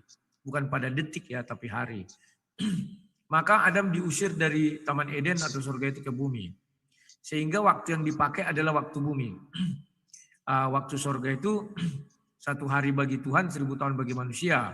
Di Mazmur 90 ya, ayat 4 kalau nggak salah saya. Nah, jadi umur Adam 930, artinya digenapi tidak sampai 1 hari. Kan demikian. Nah, kemudian ketika Adam di bumi punya anak cucu. Anak cucunya ini kan dibilang makanan si ular ini debu tanah. Maka si ular ini memang haruslah membuat kematian lagi akibat dosa. Kejadian 3 ya, ayat 14. Nah, kemudian kenapa Yesus datang setelah berapa ribu tahun kemudian? Ya karena tidak ada lagi jalan menuju sorga. Jalan menuju sorga pada waktu itu adalah seperti Henok dan Elia, tidak pernah melakukan dosa, dibawa ke sorga. Itu aja jalannya. Samuel saja nabi Tuhan mati. Ya, Abraham mati, semua mati. Jadi tidak ada jalan ke sorga. Maka Tuhan turun tangan sendiri, bahasa kasarnya. Firman menjadi manusia, karena dulu dia berfirman, maka harus firman juga yang melakukan penebusan itu. Itulah dia. Silakan. Yang lain. Pak Ansor silakan. Waktu udah mau 10:30 ini loh. Halo admin. Halo. Pak Ansor Udah. silakan buka Keluar ya. mic-nya. Pak Ansor aja, Pak Ansor silakan Pak Ansor. Bentar saya unmute dulu. Silakan Pak Ansor. Gimana? Feedback ya? Maaf, sudah ini bagus. suaranya gimana? Sudah Bagus? Bagus. Monggo. Oke. Ya, Assalamualaikum warahmatullahi wabarakatuh semuanya, buat umat muslim, buat Bang Rudi Yohanes, salam. Gini Bang Rudi Yohanes, saya mau minta penjelasan tentang ayat Amsal 21 nomor 18 itu. Yang di situ isinya tentang pengkhianatan gurunya, muridnya terhadap gurunya kan. Di saat waktu Yesus disalibkan. Nah, itu ya? Tolong dijelaskan. 18. Orang fasik dipakai sebagai tebusan bagi orang benar. Yang ini. Ya, betul. Dan pengkhianat sebagai ganti orang jujur, ya. Yang mau dijelaskan apa ini? Ya, di situ bagaimana tentang itu kan di waktu penyaliban. Waktu penyaliban. Nah, itu siapa yang di situ posisinya? Oh iya oke. Orang fasik dipakai sebagai tebusan bagi orang benar. Maksudnya mau dikaitkan ini dengan peristiwa Yesus, kan demikian. Betul. Bahwa orang fasik itu Yesus Barabas namanya. Dia diselamatkan. Orang yang benar itulah yang disalibkan. Itu maksudnya mungkin ya. Kalau mau merujuk kepada situ, kalau memang harus dibawa ke situ. Tapi saya belum relasinya ke situ, saya belum dapat ya. Tetapi kalau mau dirujuk ke situ, memang Bible sudah menyiapkan. Ada 2 nama Yesus. Yang satu Yesus Barabas dan yang satu Yesus Kristus ya. Dan pengkhianat sebagai ganti orang jujur ya. Di situ pengkhianat cuma satu, yakni si Yudas. Ya, dia juga pengganti dari orang jujur. Orang jujur di situ siapa yang ku bilang ya, selain itu hanya Yohanes. Maka dibilang murid yang dikasih Yesus itu ada 2, Yohanes dan Yudas. Kenapa Yudas? Itu merujuk lagi nanti ke Mazmur 40 ya, bahwa orang yang kupercayai mengangkat tumitnya. Jadi itulah gantinya. Jadi Yudas itu dulu orang kepercayaan Yesus, dia mengangkat tumitnya ya. Jadi pengkhianat itu sebagai ganti orang jujur dia. Silakan, itu yang bisa saya jelaskan. Ya, mungkin kalau itu penjelasannya ya itu mungkin keimanannya Bang Rudi ya. Saya juga nggak memaksakan. Ya, silakan yang lain barangkali mau nambahkan. Oke. Sudah selesai ya berarti ya. Oke lah. Baik, saya tutup dulu ya Bang Rudi ya. Siap. Terima kasih kepada kedua narasumber, terima kasih juga kepada MDM yang sudah memberikan kesempatan kita untuk berdiskusi pada malam hari ini. Saya sebagai moderator mohon maaf apabila terjadi banyak kesalahan dari saya. Sehingga kesalahan itu memang berasal dari diri saya dan seluruh kebenaran berasal dari Allah Subhanahu wa taala. Itu saja dari saya, silakan masing-masing pihak menyimpulkan masing-masing, kami di sini tidak menyimpulkan. Akhirul kalam, wabillahi taufiq wal hidayah. Wassalamualaikum warahmatullahi taala wabarakatuh. Terima kasih Bang Rudi, terima kasih. Waalaikumsalam warahmatullahi wabarakatuh. Selamat malam semuanya. Ya, Pak. Malam.